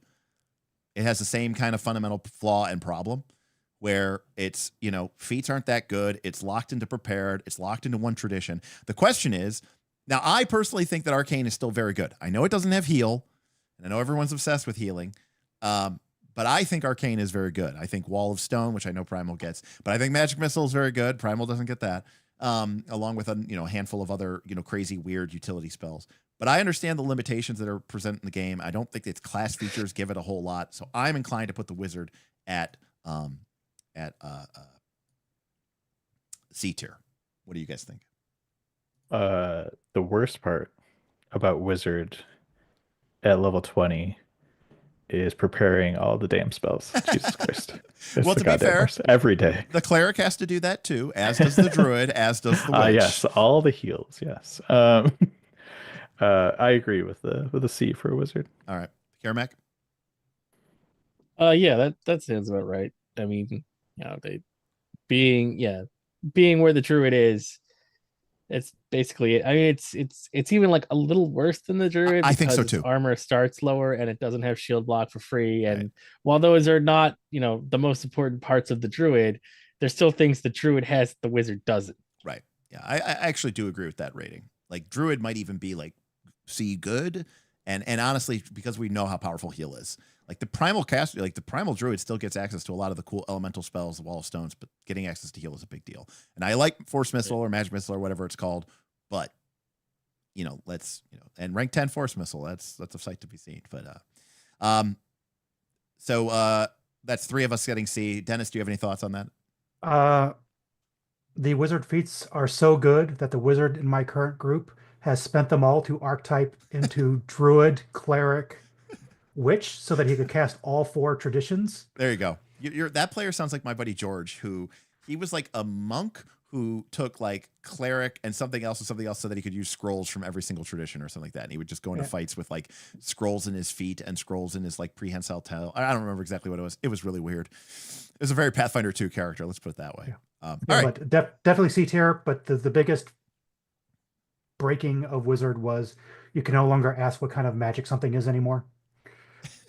Is this an abjuration spell? That doesn't exist anymore. It's civil. It's a civil spell. It's a civil item. Right. All right. And that leaves us with the kineticist. Oh, sorry. Wizard, real quick. Spell combination is a fun feat. Level 20. What's that one do?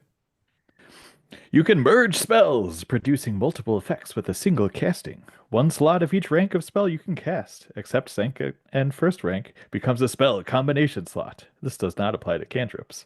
They've worded, God, the wording on this. When you prepare your spells, you can fill a combination slot with a combination of 2 spells. Each spell in the combination must be 2 or more spell ranks below the slot's rank, and both must target only 1 creature or object, or have the option to target only 1 creature or object. Each spell in the combination must also have the same means of determining whether it has an effect. Both spells must require a ranged spell attack, require the same type of saving throw, or automatically affect the target. When you cast a combined spell, it only affects 1 target, even if the component spells normally affect more than 1. If any spell in the combination is further restricted, such as targeting only living creatures, who must be abided by all the restrictions. The combined spell uses the shorter the component spell's ranges. Receive a combined spell as if it were a single spell, but apply the effects of both component spells. For example, if the spell's target succeeded at the save against a combined spell, it would apply the success effect of each spell, and if it critically failed, it would apply the critical failure effect of both spells. I don't even know what that does. When people ask you, why don't more people play Pathfinder 2nd edition? just show them that clip or just read them that feat. I'm not even kidding when I say that there are RPG systems that have less words than that feat does. David says, I think legendary casters are being undervalued here. Spells at this level are just better than anything else. I disagree. At high levels, I still see that melee DPS is king, but I don't know how you guys have felt about your high level play, but I think that's a perception problem. I think it's the barbarian crits for 200 points of damage, and the hit point bar goes down to 1/3. whereas the wizard casts a spell that does twice that much damage, but it's split up among so many targets that you barely notice it. Well, what I really think it comes down to is, and I've only played a handful of adventure paths from Paizo, in a world where you were fighting 6 or 7 monsters in an encounter, I agree that the AoE capabilities of the wizard would be or casters would be much better. You know, we've all seen the infamous, was it season 2 or whatever, the chain lightning spells that hit 900 people or whatever. The problem is, number one, most GMs don't want to run that many monsters because of the cognitive load. Number 2, most adventure paths do not want to put that many monsters in an encounter because the room is already 15 by 15. And they do that because it has to fit on a page. And like Mark has talked about this, like they make these adventures to fit in the print page. Number 3, they don't want to print all these extra monsters, you know, like in the book, like that's going to take up a lot more room, a lot more page space, et cetera, et cetera. So, you know, it's a lot simpler and easier to just throw like, oh, here's a PL +1 monster and 2 PL -1s, and now there's 3 monsters. If you were fighting 6 or 7 or 8 or 9 monsters, I would agree with you, but I find that to be such a rarity. Additionally, I think they're starting to do that a little bit more in some of the newer ones. That is something to keep in mind of, and I think that is. It's not quite as like 6, 8, 9, but there's a lot more 4 and 5s. Yeah, in the mix. I think that's a valid point. I think you have a very different game experience when that is the case. All right, last class, Kineticist, the Kin, legendary Kin, max level 5, doing 5 dice of damage. Kineticist blast coming online, son. What do you do? 4 dice of damage? I do 5 dice of damage. What's up? So what does Aang in Avatar mode? What does he look like in Pathfinder 2? Well, I mean, so you're getting a lot of your action tech stuff for free now. Like you can sustain, or you can like swap aura. They actually, you know, typically I wouldn't take any of the high level quickened feats that make you auto quicken, because you've usually have drinking haste. you have drinking 1,000 haste potions. But since haste doesn't like kineticist, or since kineticists don't like regular quickened, this one's actually useful. Yeah, and you might want to actually take this one. Yeah, being able to like do a, what's it called, overcharge or whatever, overcharge. Yeah, because I think it lets you, and then get your gate back as a free action is pretty sweet. Yeah, you can channel, you can use a 1-action blast, or use a 1-action impulse, stance impulse. Overflow, thank you. So I like it. And then obviously, like, you could be Avatar, right? You know, all of the different, you can gate everywhere, super versatile. I think this is something Carrie Mack had said before. I think you might have too many options for some people. It's a lot. Probably, like, too much stuff going on. I mean, you do get the coolest feat names in the game, though, right? That's true. Ignite the Sun. Come on.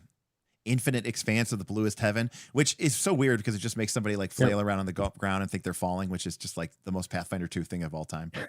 Usurp the lunar range. Yes, usurp the lunar range. So now we covered all of these in our 7.5-hour Kineticist stream. If you want to go back to last year, we did that. Shattered Mountain Weeps. Although I think overall we were kind of actually like a little bit disappointed with the kind of the ultimates. The ultimate ones, but that was all right. All shall end in flames. That's the one with the death effect. Yeah. 30-foot burst within 500 feet. Pretty good. But it's only 13d6. That's the problem. But it has, but it does have the death effect. I don't think the Kineticist is busted, but I think it's totally reasonable and it plays completely fine. We rated it. It's 80% power 100% of the time. Yeah. That's a good way to put it. So it's definitely not A tier by that definition. So I think it's a solid B. Yeah, I can agree. And I think you're, even with the relatively lower power level, you are going to feel like you are doing interesting things, regardless. And also, like, when I imagine a party with like a kineticist and a monk and a ranger or something like that, and like the monk is doing their damage and the ranger's doing their damage, the kineticist is doing their damage, and it's a little less, but they're like, okay, we're all kind of on the same level. But but then it's like if the fighter and the rogue, were like going and doing, and the kineticist, and then was like, oh, and I've got this, I can, nourishing nut in your mouth, and then and like everybody feels like they're like doing their thing and they feel really good, and then like a rogue and a cleric show up, and you're like, oh, okay, now I see why I suck, like because now my nourishing nut turns out is not as good as the cleric's heal. So I do think Krasma's right. I think trying to be that DPS kineticist is a mistake, because I think generally speaking, trying to be a caster DPS period is a mistake in this edition. I think if you want to it's all about like your aura is buffing your allies, debuffing the enemies. You have a bunch of AoE that is doing more than damage. Yep. It's all about the riders. So I think B is solid. So this was what we had at mid-level. Okay. And now this is what we have at the highest level of the game. And we have an overwhelmingly large number of Bs. I think, obviously I'd love to the Inventor is in need of a remaster. Let's hope they don't Ranger it. Let's hope they, witch it or something. And it'd be really cool to see the Inventor have this unique, thing. The Cleric is still powerful just because heal is just, it's a problematic spell in Pathfinder 2 that nobody knows how to fix. The Rogue probably does a little bit too much damage for not having to do much work at all. But if the game looked like, if the Cleric and the Rogue were quote unquote fixed, if the Inventor got buffed up, if you moved one or two of these C classes into the B tier and maybe one or two of the A classes in the B tier, I mean, you'd think as Mark Seifter said yesterday, you'd have God tier balance. So, I mean, for a bunch of different classes made by a bunch of different people, I think this is a pretty good final result. Sam said, are we going to do the Eldamon class as well? We only did them from low level, Samuel, because same reason why we're not doing Animist or Exemplar. These guys haven't played with the Eldamon classes. I haven't either. So we can speculate at like low level, but it's very difficult to tell how a class is going to perform unless you play it. And I would be very unwilling to give it a ranking without having any sort of idea for that. Here's my ranking on Eldamon, and the Eldamon book is the only third-party book I've bought in 20 years. Well, there you go. I'm actually going to do another Eldamon stream because I had so much fun going through the life element. I kind of want to do that for each one. Yeah, the life element was what sold me. It's like, this seems interesting. It is interesting. And, having Mark in the chat was really good too, because he was pointing out stuff to me that I was like, oh, I didn't even think about that. Oh, that's so cool. Oh, that's so awesome. And, life was really interesting to me because it actually made healing seem fun. Which is, something exactly that is not the case in Pathfinder 2 today. I was debating putting the elemental avatar class in just for the life. Yeah, just make a white mage, right? But make it an elemental avatar, repurpose it, and give it like the life, and maybe like you could even give it like the life and death or something like that. But you can like it or leave it in terms of like the Pokemon theme. Yeah, but yeah, right. Yeah. But I think it's okay. But it works. The mechanical effects of the elements in that book are like, God, it's what I want Pathfinder 2 design to look like in the future. So I highly recommend you pick up Battlesuit Eldamon. All right, well, final thoughts as sort of an overall archetype of the remaster, playing Pathfinder 2 post remaster versus playing Pathfinder pre remaster. Does it feel any different? Do you like it more? Do you like it less? You guys have played at the high level of play. One of the classic tropes of D&D is high level play doesn't work. Does high level play hold up in Pathfinder 2? I would like to think that some of you have probably some of the most experience of high level play out of anybody in the world, So, I'd love to hear your guys' experience. So feel free to chime in. Yeah. I mean, it continues to be Pathfinder 2. Yeah. For better or for worse. Right? Well, right. And I guess that kind of brings me to the question of like, what do you guys, both my esteemed colleagues here and you out in YouTube land, what do you want from high level game? Like, what do you want your characters to feel like? What kind of things do you want your characters to be doing? If you are really interested in balanced grid-based combat, Pathfinder 2 continues to do that. And I think like when I prepping for this, and you're like, you're going through the feats and stuff for the high level, and like I thought I was really expecting some crazy stuff, like for the classes to have like really ridiculous things, and then like stuff to point to, and the fighter can like jump to the moon and stuff like Right. that, and they really don't. I mean, the No. casters really don't. It's like, oh, you get another spell slot. Right. So, but that's kind of where you're balancing, right? Because of that, It works. it still works. Right. So, Right. it really depends on what you want. And if you, like I said, want balance, tactical combat, PF2, where it's at. There you go. Karamak, any final thoughts? Yeah, I mean it does still work, and I am currently playing a level 19 exemplar in Southern Beaches, but with all the extra gimmicks of Southern Beaches, that's not very accurate to Right. the ranking system either. Although I would say it's probably in B with the rest of the marshals. It doesn't do a lot of extra things numerically that would put it in like the fighter level. So it's probably just on the B list with everybody else.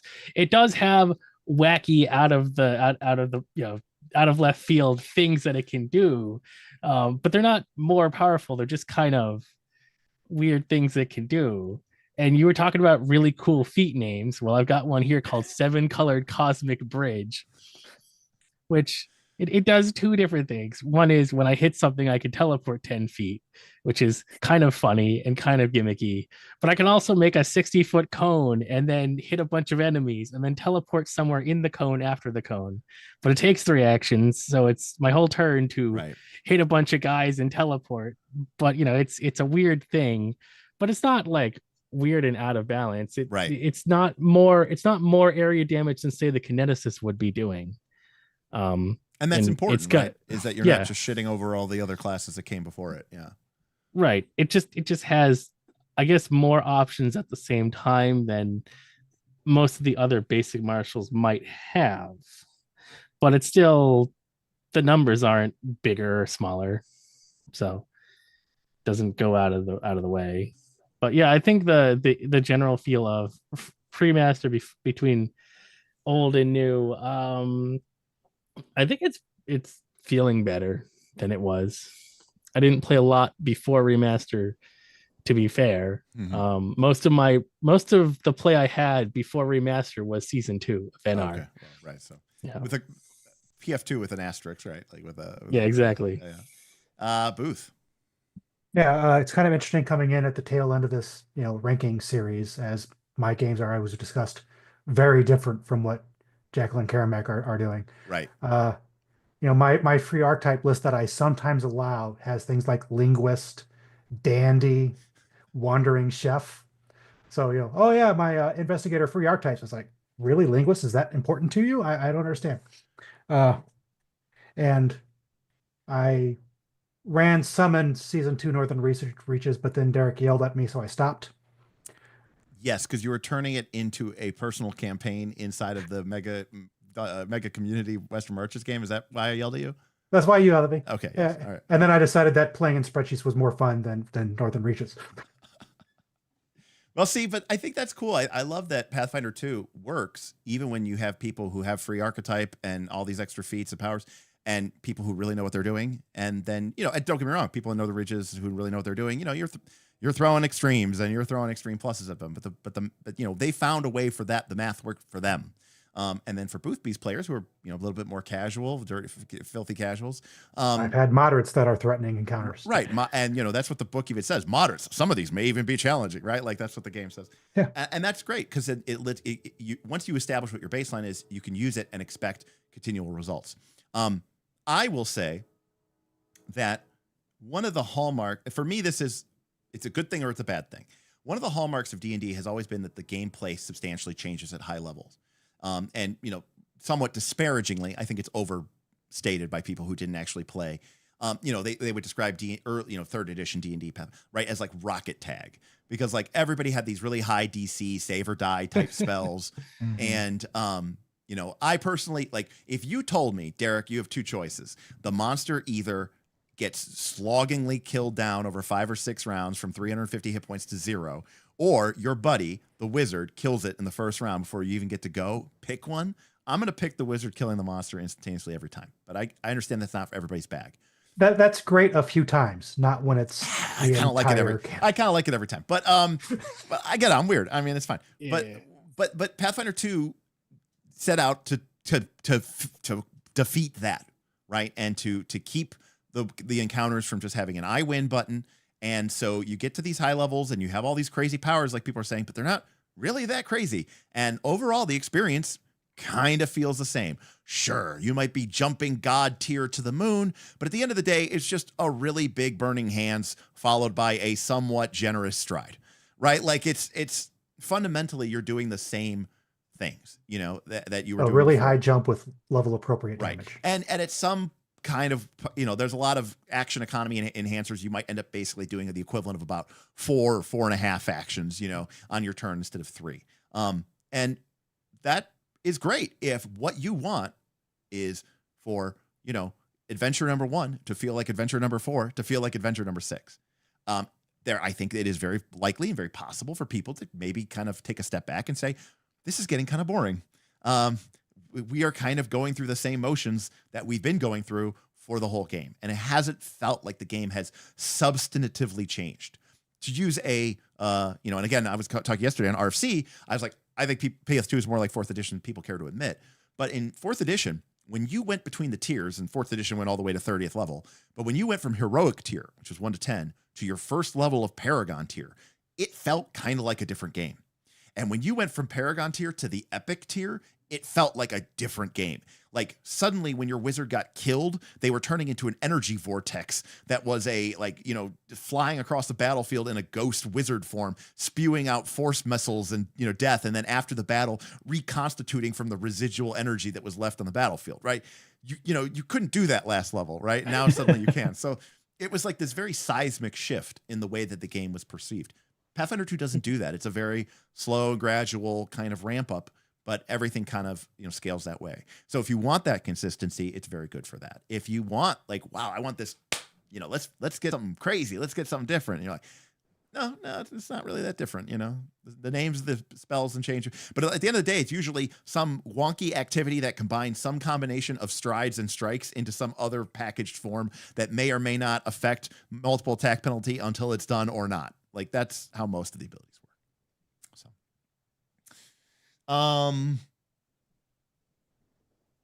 yeah. All right. Awesome. So overall, I think remaster, good. I mean, it was delivered terribly and horribly and scatterbrained, and the fact that there's been day one errata like for everything, and they finally print new books and then they decide now Sure Strike is broken. What, it wasn't before? Like, make up your fucking minds. Like, what? Like, this is not the time after everybody's bought your new book. I'll give them a thumbs down for that. But, you know, overall, a lot of the changes that I was griping about, and even some of the suggestions that I suggested, got implemented. So I can't be mad about that. Somehow Slow is still in the game, and synesthesia is legacy legal. So no one knows that, but it is what it is. What about you guys? Happy with the remaster? Happy to have bought all the books again? Yeah, I'm not happy about buying on all the books, but the quality of life changes are nice. You know, we've seen from the remaster series we're doing here that classes have been improved, so there's a little more consistent play experience for a lot of people. And again, like, we got a lot of classes still in C, but if you play them in most games, you're still gonna have fun. Yeah. Carmack? Yeah, I mean the game's still fun. It's still gonna work. Didn't, you know, I don't know, the remaster was good. It did nice things and it fixed up some classes and, you know, some not as good, but, you know, and the game is still fun. Yeah. If you want to play it, play it. If you don't like it, don't play it. Yeah, same as any other game. Like, dude, I don't know. I'm not going to tell you what to do. Right there. I neither am I. I mean, like, you know, it's just Jackal. You know, there was a lot of like teeth gnashing. Like, is this? You know, everyone was so obsessed. Like, is it a 0.5? You know, should it be 2.5? Do you think remaster should or shouldn't be referred to as Pathfinder 2.5?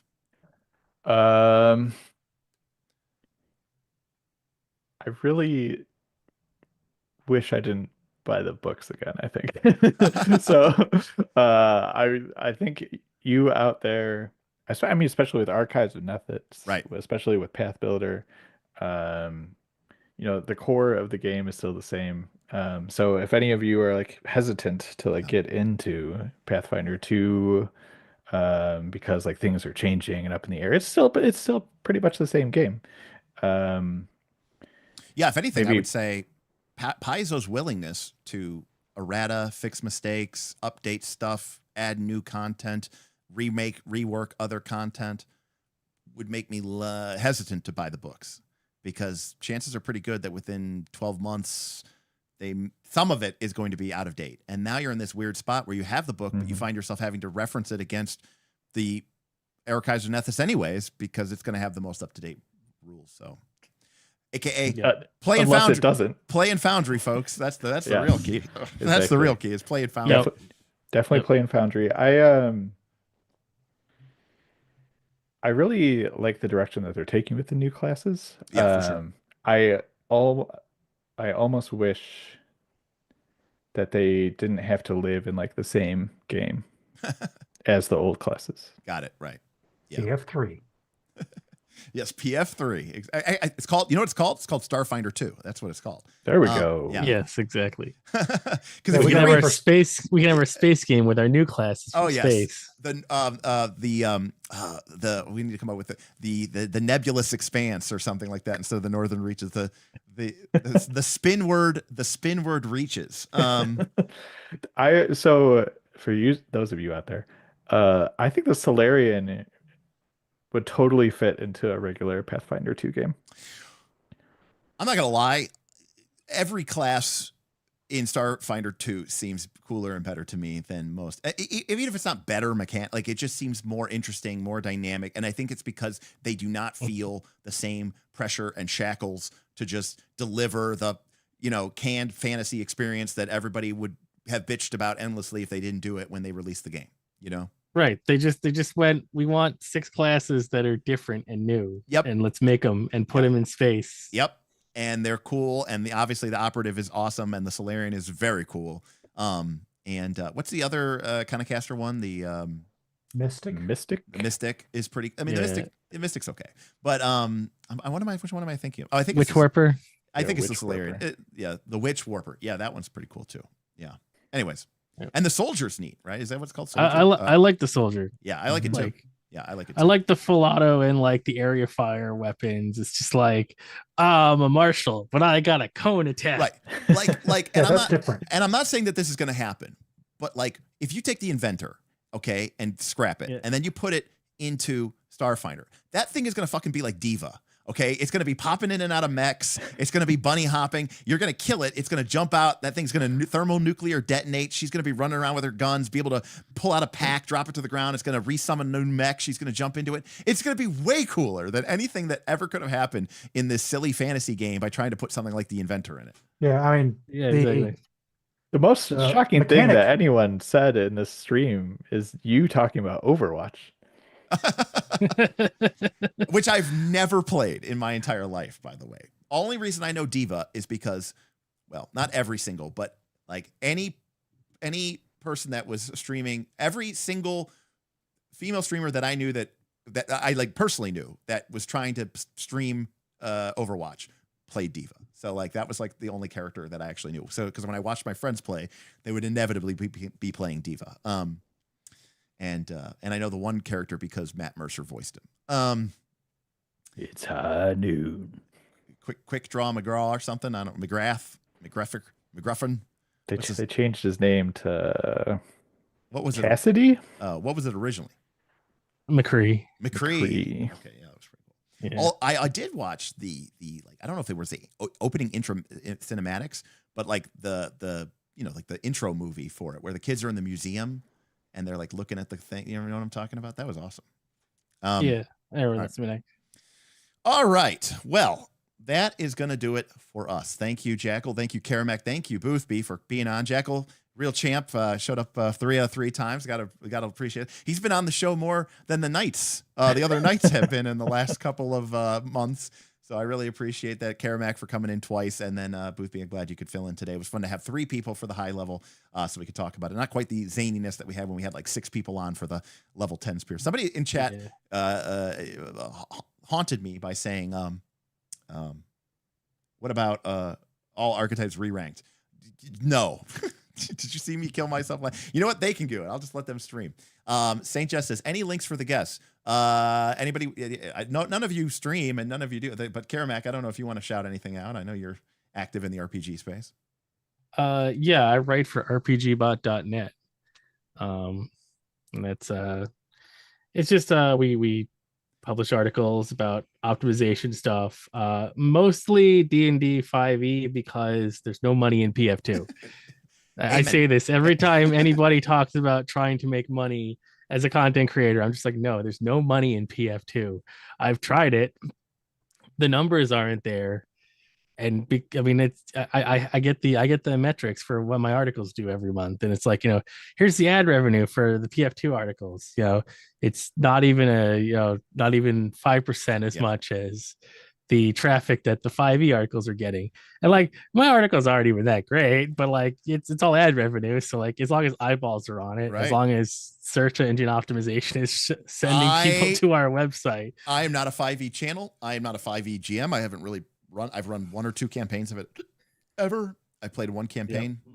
Yep. The 3 videos that we did that were even remotely 5e adjacent, aka had 5e in the title or 5e in the thumbnail, are among our top performing videos of all time on this channel's entire 4-year history. So yes, it is that is how it works. Yes. Is one of them Hackmaster?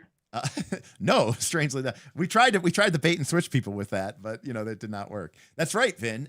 You can find all 3 of these gentlemen on the Knights of Last Call Discord, which is part of our Knights of Last Call Patreon. You can check a link in the description below, or you go to patreon.com/Knights of Last Call. We have a couple different tier levels. Our Discord is paid only, so you have to pay to play.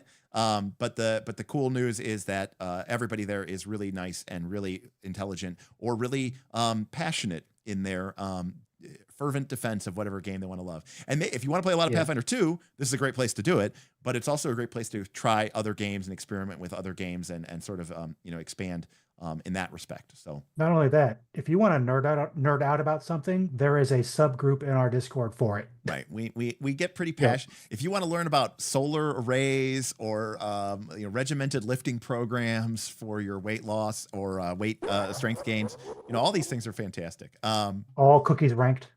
All cookies ranked. Oh, if you're into modular synth. Yes, if you're into modular synth, you are in for a treat. Saint Jess, thank you so very much. Thank you very, very much. Really appreciate it. It was fun having you here today, and we'd love to, hopefully we can see more of you here in the future. We do have a library of videos. If you go to our channel, you can go to our live tab, because most of what we do is live streams. So we don't have that many videos. We used to do more videos, but now we do more live streams because I like interacting and talking with you folks and stuff. I like that you separate intelligent and passion. Yes, they're not. Listen, I'm not saying that there's not intelligent, passionate people or dumb people who are not passionate. But there's a mix. There's a mix of people, which I appreciate that as much as I appreciate anything. So, but that's going to do it for me. That's going to do it for us. That's going to wrap us up potentially for the year. Although we will be back New Year's Eve. So, but next week, theoretically, we'll be taking off because Christmas Eve and then Christmas Day and then the day after Christmas, that's when I might get bored and stream anyways, but we'll see what happens. But officially, we are off for the year. So I won't see you all until New Year's Eve night, in which case, for some of you, it will already be the new year. So I want to say thank you so much to my patrons for an incredible year of support. Thank you so much to these guys, including Darth, for being on the show this week and these last month and helping me out so much.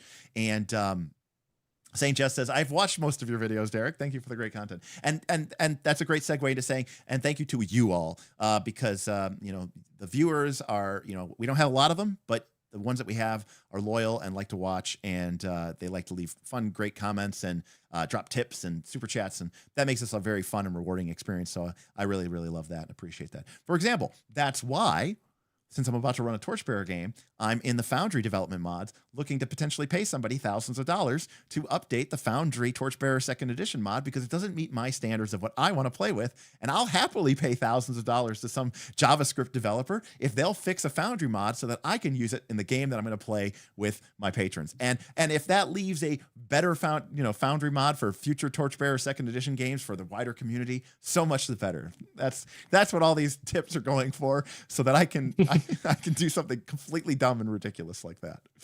Other people, like literally my patron, like, no, don't do it. Just play on Owlbear Rodeo. And I'm like, no, Foundry. But unfortunately, the module that exists was kind of abandoned back in version 8. And so you can't even roll back Forge all the way to version 8. I don't think it lets you roll back further than like 9 or 10. So you can't even roll back to 8. So unfortunately, I'm not a JavaScript developer. So leave a comment below if you are, and you've got a resume and portfolio you want me to take a look at. We could talk. New tip goal. Yeah, that's a pretty staunch tip goal. No, Thaddeus, that's just called. I've got 12 days until the end of the year, and anything that I spend now is a business expense for the channel. So let's go. IRS, you did not just see that. But literally it would be for the business, so it's fine. All right. Well, anyways. But thank you, gentlemen. Thank you, everybody. And if I don't catch you, I'll see you in the new year. Have a great holidays. Have a great new year. Stay safe out there. And the Elite Know-It-Alls signing off. So thank you, Jackal. Thank you, Karamek. Thank you, Boothby. Of course. Thanks for Have a having good me. one, everybody. All right, everybody. Later. Happy holidays. Yeah, we'll see you next time. Maybe next year on Knights of Last Call. Good night, everybody. Peace out. Peace.